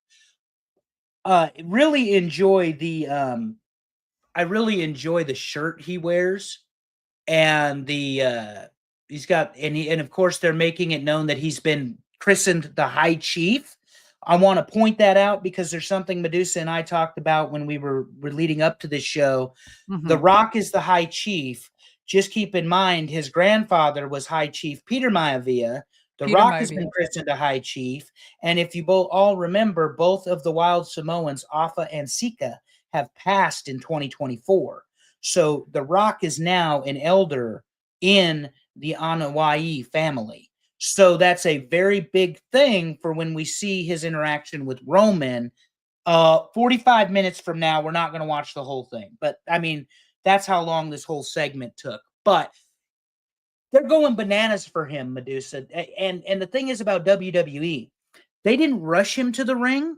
They let the fans express themselves, let The Rock have his moment, shake hands, kiss his babies, go out there and just breathe it in. They're not rushing anything in this particular presentation. But some people, some people said that, they thought he was dry. It wasn't really, it was like, is he The Rock or is he Dwayne? Yeah, You this was know? not a good promo. I will say in a loud voice, this is not a good promo. Yeah, I didn't think it was that energetic, that fucking saucy Dwayne or The Rock at all. I don't know I don't know what it was. Now, I'm no promo giver like he is by any means, so who the fuck am I? But I'm telling you, if I was talking Rock, you know what I mean? Now I love his little grizzle on his face. I like that. You do like, and there he hits the eyebrow, and he's got his $10,000 glasses on, or how much ever they cost. Yeah. But I mean, it is so good. The Rock he is so good. It's just, to me, it's incredible. At 52 or 3 or 4 years old. No, he's older than that, isn't he? I don't think so, honey. Really? I played for the University of Miami in the 90s. Oh, I thought he was older than 52. Well, I said 52 or 3 or 4. Oh, okay. But I thought he Yeah. was more like 57 or something. He might be. I mean, time gets away from me. I see. Are you barefoot? Absolutely not. He is 52, ma'am. Oh, he is 52. 52. I'm not Yeah. saying he looks 57 by any means. I just thought he was older than that. Yeah, and he's talking about how we're watching a different story right now. You're watching it on Netflix. By the way, you asked the number. 5 million is what they reported watched it worldwide. 5 million. And we knew they'd strut ass if the number was big. 5 million people. And apparently the follow-up, particularly the segment with Pentagon last night, Penta, has already been viewed on social media by 2.6 million people. What? Mm-hmm. Wow. So people love Penta. Wow. Yeah, people love Penta. And a AAA champion, obviously, was an AEW tag team champion, et cetera, et cetera. And, they're going to make him a millionaire in WWE because they're going to market him. Yes. They never marketed him in AEW. You didn't see the masks like Ray sells. I mean, that's the most brilliant thing that Rey Mysterio, he makes more money on merchandise than he does stepping foot in a professional wrestling ring. Wow. So I would imagine. And Stefano says Cero Miedo. Correct, sir. How come The Rock never wears his wedding ring, do you think? I don't know. I know that's a thing that a lot of women and men notice, but he absolutely never wears his wedding ring. I just think it's disrespectful. Well, I know sometimes they don't wear their wedding rings because of physical interaction, so a lot of them have gone to the silicone wedding ring. Yeah, that's fine. But he's not getting physical. I don't think Dwayne Johnson's ever going to wear a silicone wedding ring. No, but he's not even wearing a gold one. He might have it on his necklace, though. He does? He might. There's your Netflix guys right there. He's cheering them, and the TKO board and Netflix, they're all getting their just due here. Madusa, what do you think about just shamelessly thanking Netflix over and over and over again? Well, he's on the board. He's on the board of TKO, yeah. Yeah, keeping your position there nice and warm. That was part of the negotiation and being able to own your name. And so it's just, shaking hands and holding babies. So here's where the promo takes a swerve for me, where I'm at. Oh, let me see. There's been a man carrying this company for the last year, and they shoot to Cody in the crowd. He's not backstage. He's in the crowd. Yeah. I was not a fan of this because, as other folks in the chat have pointed out, I'm a big fan of the Bloodline storyline, as it sounds like some of them are. And this completely dismantles what they did a year ago. You think? It's like all is forgiven. Yeah, they were drinking tequila in the back, too. They put that on social media, that they were drinking. Yeah, but they were drinking. He had a bottle of Terramana in his hand, drinking, and then he got right in the vehicle. Did anyone catch that? I did. That was not a good look, that Dwayne got right in the vehicle after a couple shots. I'm like, and then he got straight into the vehicle. Like, what the hell? Yeah. Yeah. But I'm going to back him up. That was only for TV. He really didn't drive off. Well, I would dare say he did not leave, because not till the show was over, because they're gonna have a real party after the show is over, because they finally got there. And I think that's something that sometimes we get lost on as wrestling fans. Can you imagine after that show, just finally everyone relaxing, just being in a suite and or at your hotel in some big suite, and you're just feet up, you're just like, yes, we did it. Just that feeling, or you're in your bus or whatever the kids do now. I mean, oh my God, just what a fantastic feeling. Feeling, nothing but feeling. Okay, whatever. Well, and now he's talking about the tribal combat match between Solo and Roman. Mm. And he's cleaning, he's finishing I up think his he paused promo. too long a lot, but anyway. But it went 10 minutes. 10 Yeah, minutes, guys. And it was this too is our long. first experiment with watch along, so we appreciate y'all entertaining us with this. Yes. Questions for Madusa concerning The Rock, the creative direction, the change, and the promo, please put them in the chat and we will ask them as The he's best thing wrapping about up. The Rock that night is that vest. Oh, yeah. Like, because you remember he used to wear those old school shirts when he was the heel champ in 98, 99. And so a lot of his vests are a tribute to that from Yeah. back in the day. Mhm. And so now But I'm the look at promo. this fucking look at the camera on Yeah. this. Just, oh. The promo's over on my end, but here's the deal. WWE is 50 years ahead of everybody in production, Yes. and you're seeing it right here with all the lighting, the camera, Yes. the angles, the drones, all of Oh, that sort of. yeah. Yep. So if everybody will enter, there's a dichotomy that we see in this particular segment. So we need to fast forward to 47:30 because right now he's just kissing the babies. So everybody fast forward to 47:30. This will be the end of the tribal combat match, Okay, there it is. Yep. or it should be. So when you're at 47:30, Roman's about to hit the Superman punch. Yep. 3, 2, 1, play. And of course, my Netflix is spinning. There it is. There's Roman, my man. Look at him, veneers and all. He's ready. Oh my God. He's so stupid. Oh, he just Nobody on the speared him. planet has that white of teeth. I don't care what he's doing. Right? You're so dumb. You know you love it. But did you see his Veneers. shoes? I They don't made sure have to shoot. veneers. Did you notice how they shot on his shoes? Because that's his own shoe line now. Oh, So is it real? Yeah, that's yeah, right. Yep. Roman has his own Jordans. There's your spear. Look at Paul. Look at Paul holding the Ulafala. He's, here he comes. So now we're going to get to see The Rock again. Second time in less than an hour. Madusa, couple appearances within 60 minutes. What do you make of that when the TV show, the wrestling program, sends the same person right back out there again? It's a message. It's kind of like what you were talking about with AEW, keeping those people that are on the high tier visual at all times because it keeps them at that level. It's perfect timing, perfect messaging, perfect marketing.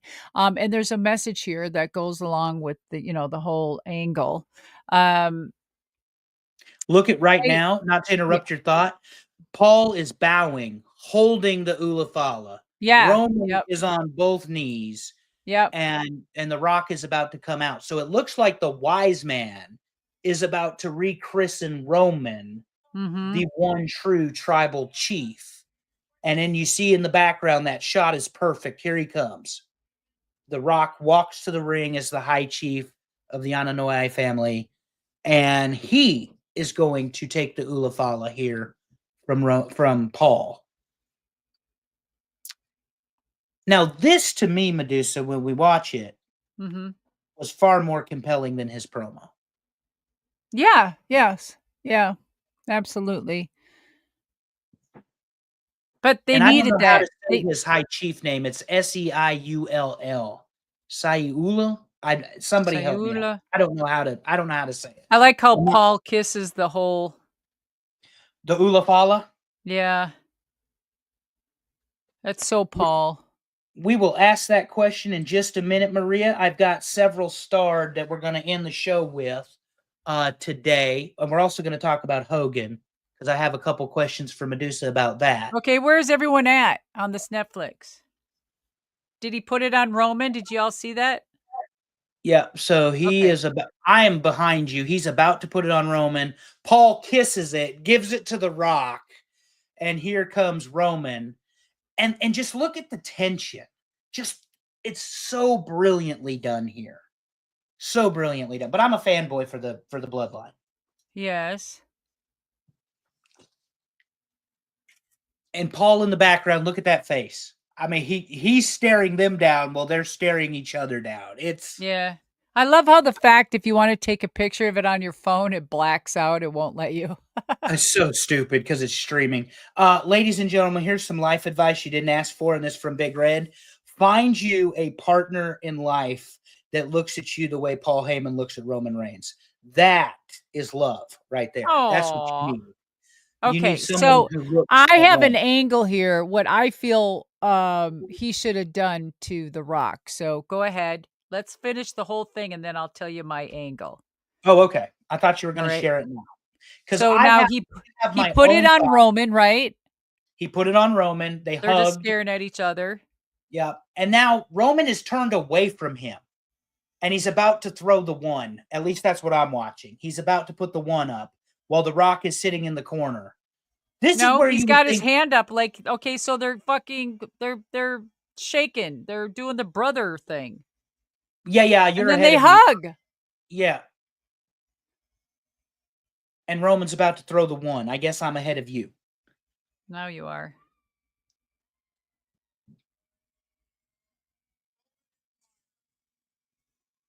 The Roman Empire. Mm-hmm. Wow. There he is. He threw up the one. Okay, let's stop there, okay? All So right. I think that finish was okay.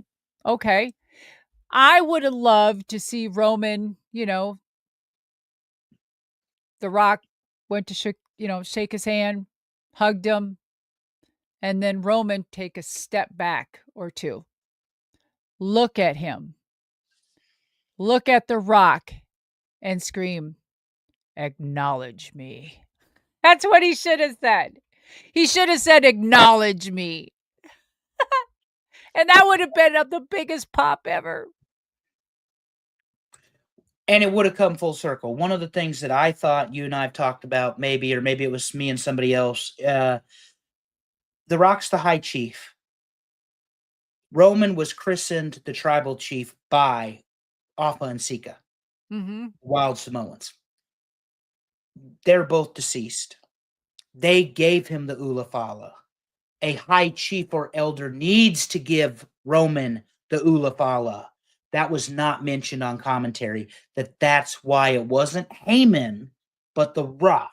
Because as much as the wise man is to the family, he is still a foreigner to the Mhm. Samoan dynasty. Mhm. He's adopted, but he's not blood, and there Correct. is a difference. They did not flesh that out. They have opportunity to do so, but they did not in that moment, and that's something I thought they missed. You and I had spoken about that a little bit. Ah. Oh, yes. Well, that was good. Yeah. So, I mean, I don't even think it would have been right for Heyman to put it, give it to him anyway. I thought that was brilliantly done. Yep. But I still think Roman should have said, "Acknowledge me." Yep. I mean, what a So fucking closing. so you mentioned it. We got a Punk Rollins match a year Yes. late because of an Yes. injury to Punk. Great match. Great way to Oh my close the god, yeah. show. Yeah. Very nice of Punk to tell the referee. And I believe you and I were on the same page when we said, hey, he was telling him to check on him because he was bleeding from the ear. Yeah. We do have a couple questions, and I'm going to lead off with Powell's comment. He's one of your Twitch followers. What pissed me off is when Hulk Hogan showed up on Raw and people booed him. I want to piggyback this with a question, Madusa. Okay. 40 years plus in this business. Did you ever think in your life there would be a day that Hulk fucking Hogan got booed out of a building at a professional wrestling event? I will say this, that those boos were not work boos. Those were shoot boos. That's number 1. So, and number 2, just I think they were frazzled. I think that Hogan may have felt or thought maybe there would have been something, but he would have been able to control it by his speaking, but it got out of hand. And the look on Jimmy's face too was a little just, like I felt for him, But again, they'll play it off that it was part of the business, it was part of the thing. This is what we did, right? So never show him your hand. So I, as time, it's just like horse and buggy, and now we have cars that drive themselves. Would we ever think that we would be here? So I talked to my grandmother. She's 100. She's going to be 103 soon. And I love talking to her about stories that what was that is now. Granny, would you ever think that you could have a cell phone and you could talk to other people and see them at the same time? Stuff like that. Granny, you were at, at a time when there was the cars came out, horse and buggies is what you were doing, and now we have cars that drive themselves. Listening to those kind of stories is almost parallel to people think like you're asking me, would you ever think that this would happen? Because he was always, that character that people were, that they liked or they was really well respected, except when he turned heel in WCW. It was all a gimmick. It's all a gimmick. This was really true feelings from the people, and I think that we changed as a nation probably about 5 years ago when a lot of things were coming to a head, and I think a lot of things have been exposed. I think a lot of it is due to um, political correctness and people going overboard on some things. I think that everybody's in the spotlight magnified by 10 times and then, ridiculed, chewed, and spit out with no forgiveness. But people fail to forget that, we all do things, we all make mistakes, we've all had things in our life, right? Um, I'm not perfect by any means. Fuck, I wouldn't want to be perfect. Um, and I believe that making mistakes or failures are part of your success and part of your journey in life, even at 70 years old, right? So I I think that night to him, was, probably a bit awakening. But I don't think, I mean, he's a man of honor within himself, meaning that he is going to do what he wants to do, and he has the room and the legs to stand on to be able to do that. And that's the power of somebody that, is financially okay to do that and they don't give a shit type of thing. So he'll be fine. Um, again, it could differ in relationship wise as far as business. I don't know. This is just my opinion, people. I don't know anything, right? But I think that also it really took people by surprise. And I feel that a lot of people, some people were saying, get the fuck over yourself. You're booing one of the guys that made all of this possible. Why do you think he's here? Right? Again, he may have done things, said things that are just not acceptable. But again, when we think about people that have changed trajectories and stuff, and he was a big part of that, he did. So there's that. But then again, a lot of people come back at that segment and, talk about other people that did really heinous things in this business that don't get recognized, right? So I don't know. It's a very weird, fickle business. And I really believe that our fans in wrestling are the most forgiving people. I really do. I think they're the most forgiving and amazing people. And though they do have minds of their own and they know everything about wrestling when they don't, but um it's again, if it wasn't for all of them, Hogan would be what he is today. So As a 35-year wrestling fan, I dislike Hogan because of Hogan politics. I Mhm. don't, and I mean Hogan politics in wrestling. Yes. But January 23rd, 1984, when Hulkamania was born, Mhm. professional wrestling took off. Yeah. And July the 7th, 1996, when the NWO was founded, even though he called it the New World Organization of Wrestling the first time, Hulk Hogan managed to get himself over again. Um, I do not accept, will not accept that it was because he was at the Republican National Convention and he tore his shirt off and he's the Donald Trump guy. And I will not accept that because Donald Trump was on the Undertaker's podcast, which we talked about. Mhm. And, we get, hold on, that image, they don't boo Taker. Now, Mhm. I want to ask you this because they're both Trump supporters. They both said Mhm. controversial things. Yeah. Hogan has a reputation, The Undertaker does not, in that the racist comment, the notorious backstage politics, every Yeah. time he opens his mouth, he's lying sort of thing. Kind of Yeah. like Flair is sober, bullshit. Did they not boo The Undertaker because Rhea Ripley was there and she's one of the most over professional wrestlers, not only in WWE, but the world? Well, again, I think that fans are gonna do what they wanna do, and they control a lot when it comes to noise and verbiage, because once you get a chant going, it's hard to turn it off, right? And it's the power within the people. So, when Taker came out, he was cool. He came out on a bike.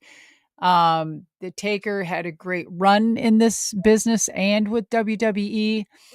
He wasn't controversial in the background. He didn't have a lot of negative things hanging over his head.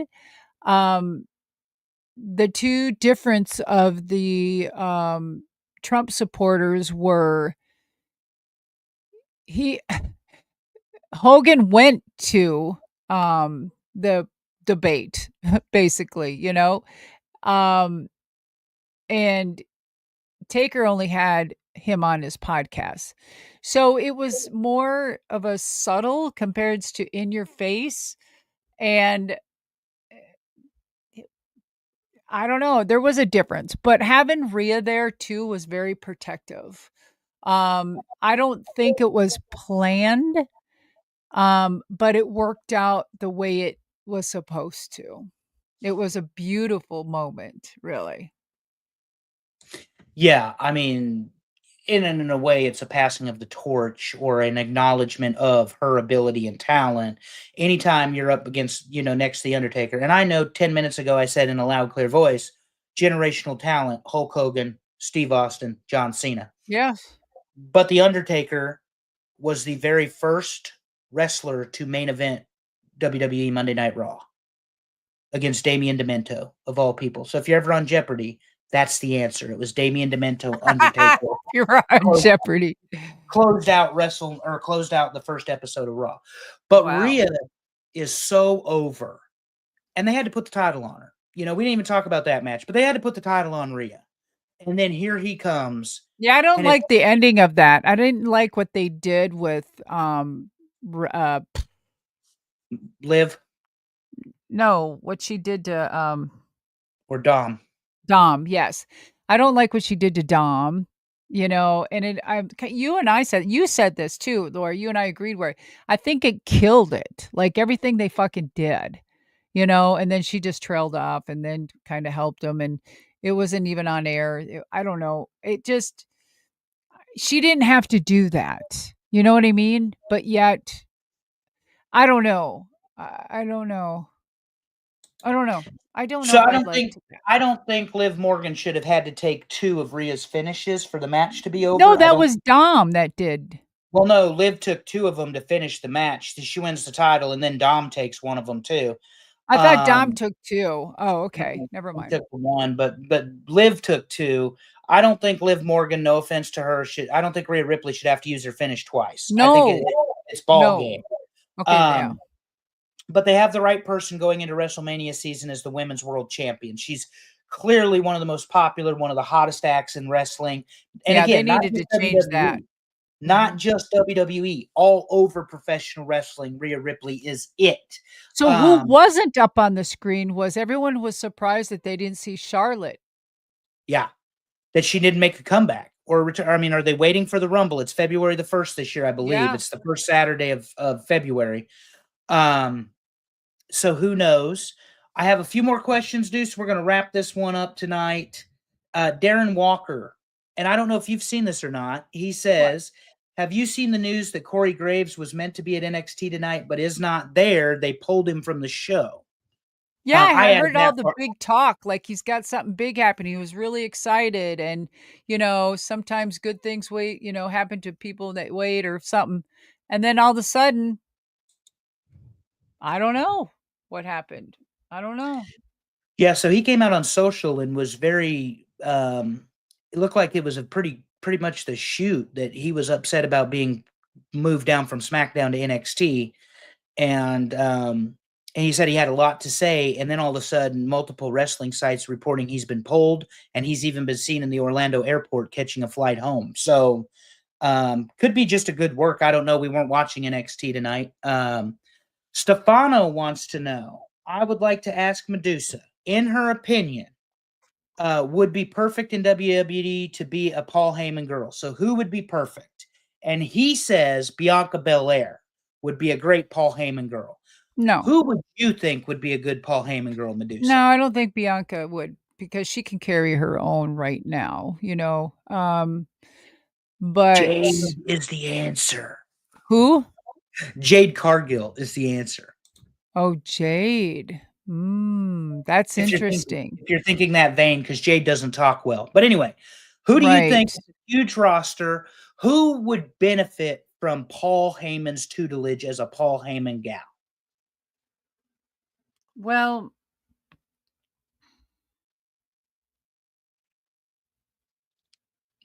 I'm trying to think of through the women.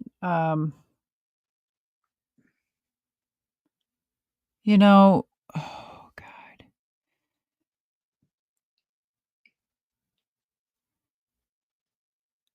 Okay, so a couple of them ran through my head. I was trying to go through each girl in a scenario in my head. Jade is a very good one. That would be great, actually. Then I was thinking of, running through like the Shotzi's, and I'm like, Shotzi's her own character that don't fit. Bianca, no. What about Ba Asuka? Because she doesn't cut promos because she doesn't No, she doesn't I was gonna say Julia once she Okay. comes up Okay. because yeah, Julia would be great, I think. I was trying to think of Um, somebody who wasn't a talker, which is why I said maybe Asuka if you were gonna go the Japanese way. Julia, because she's young coming up. Yeah, she would be good. And then Stephanie Valkyr could be a good one. Yeah, I know you no. like Julia. I know you like Julia better than Stephanie. The answer is I don't Jade. know, Steph, but I'm just saying this character-wise right now, no, it almost has to be like, who's kinda girly? Tiffany Stratton. No, no, not her, definitely not. No, but Um, she's girly. I mean, I Tiffany know. Stratton, What's that other one? SoCal or what the fuck is her name? SoCal Val is one No, the I blonde, remember. the girl that does all the flips, the surfer girl. Oh, I don't know. Somebody help because I don't watch NXT. Oh my god. Digi The says answer is Jade. Stratton, Chelsea Green. No, that she does the surf finish or something, and she does all the great stuff on the rope. She's in NXT. Blonde. I have no Um, idea, honey. Seriously, because but you know I don't. what? I have to agree. I have to fucking agree. Chelsea Green would be good. C note says Nia Jax. I don't Or know. Naya. Nia's kind of Or got her own Naya. persona, but I mean, but Heyman could heat her up if anybody could. Soul Rocka. Thank you, Maria. Okay, that's who you like with I Heyman. yeah, because she's very gymnasticy, she can do the moves and stuff. and she's got a good body. But she needs to have that training of where she needs to become more of a instead of a just a I don't what do you call it? Instead of like instead of just being a barrette in the hair, she needs to be the rhinestones with it. You know what I mean? Um Yeah, she needs a oh, total package. yeah, total package. I mean, I can see Jade actually being molded into something when she comes back. Either she's got to be 10 times further than she was. You know what I mean? She's got to be that just she's got to be that strategically that far ahead, more Mhm. ahead than she was. Otherwise, people are not going to they're going to shit on her. They're going to shit on Jade if she doesn't come back stronger than she was. Yeah, Jade is, you know how I feel about Jade. I think she is truly a diamond in the rough in professional wrestling. Um, all right, Stefano says, and I don't know that you've seen it yet. I'd like to know your opinion on Penta's debut on Raw. It thrilled me personally a lot. I didn't see it, but I heard that a lot of people like him and there was a lot of views. And I just think it's a reborn situation of Ray Mysterio. Now, Stefano, you did not ask Big Red's opinion, but I'll give you mine because I am not shy on them or short on them. They're going to make Pentagon a multi-millionaire in WWE. He comes out, he embraces the character, he struts ass, he works well. They're going to He's a limit some of his, showman by far. Hell yeah, yeah. he's a showman. They're going to limit some of his move set. Like he's not going to be They doing back should. crowd Yeah. drivers. Yeah.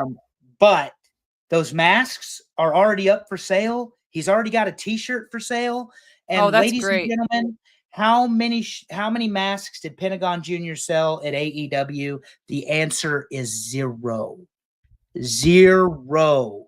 And you've got a merchandise right there, right there. Madusa Darren Walker says that Hulk Hogan promo was crazy. The fact he's coming back in 2 weeks for Saturday night main event is a baffling decision. So he's going to be there when? January 25th? Yeah, he's announced for the week before the Rumble. Yes, ma'am. What is he going to be doing? Anybody know? I have no I mean, if he's doing another interview segment, they're going to get rid of him. I mean, They're they'll going to boo get him out. rid of him. Why? They'll boo him out of the building again. So And they may, Digi says hasn't been announced as far as I know. I thought that it did indeed say he was going to be there. If not, that's okay. They may reconsider. Triple H doesn't make too many mistakes when it comes to booking stuff like that. Oh. But if he doesn't think Hogan's going to be popular and he's going to have a bad segment on his show, Medusa, he's not going to put Hogan on the show. He's not going to You do it. don't think? Triple H ain't going to do that. No, no, Yeah, but they don't absolutely. give a shit anymore. They still control everything. I don't know.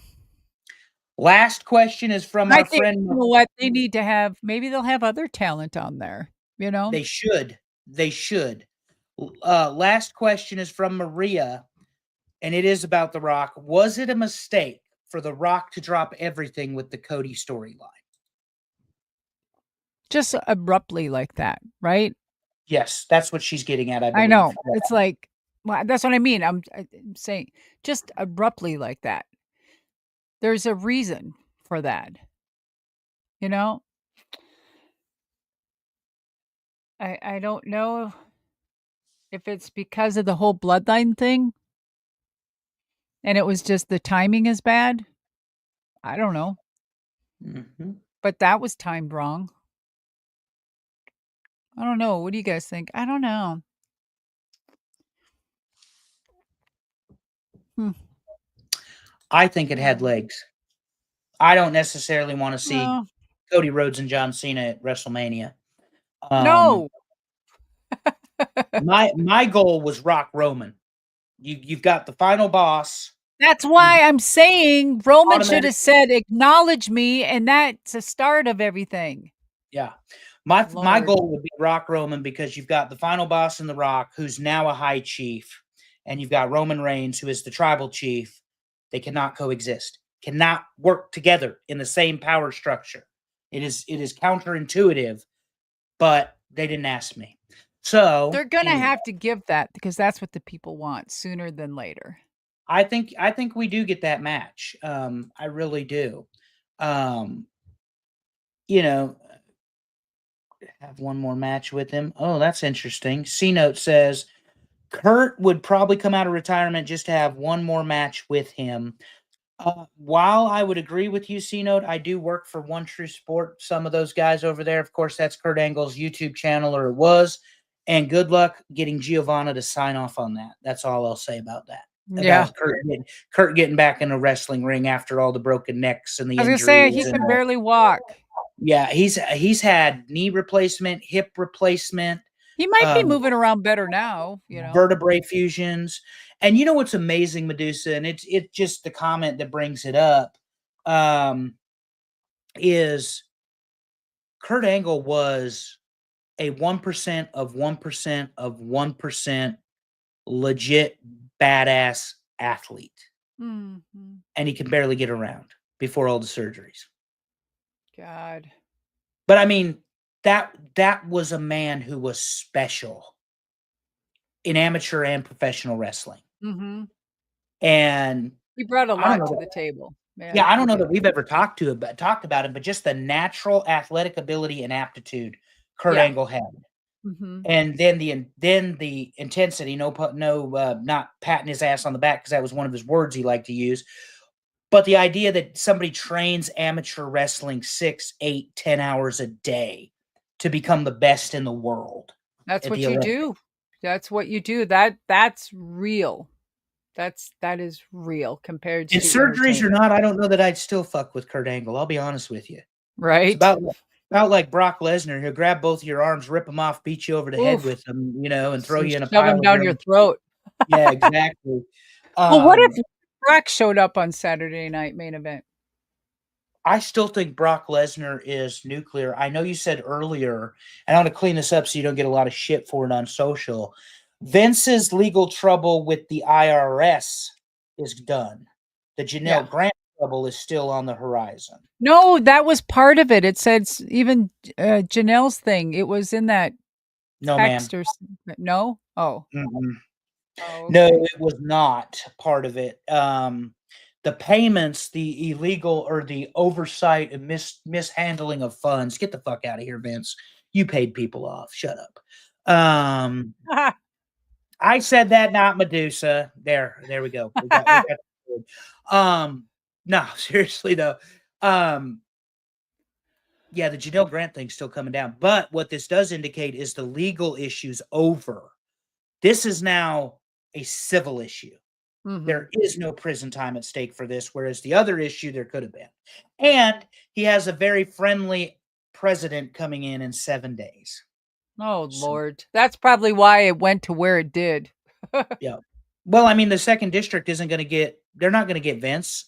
Trump will make sure they don't get Vince. He won't. Oh my He'll direct god. them to go prosecute somebody else. Um, but he still has a civil case with Janelle Grant. So anyway, maybe we'll talk about Kurt Angle sometime. We're gonna get together next time again this month, guys. And I think we've been teasing it. I think we want you all to watch the Menendez brothers Yes. documentary on Netflix. And then we're gonna do And a Jean Benet. and then we're gonna do Joan Benet Ramsey.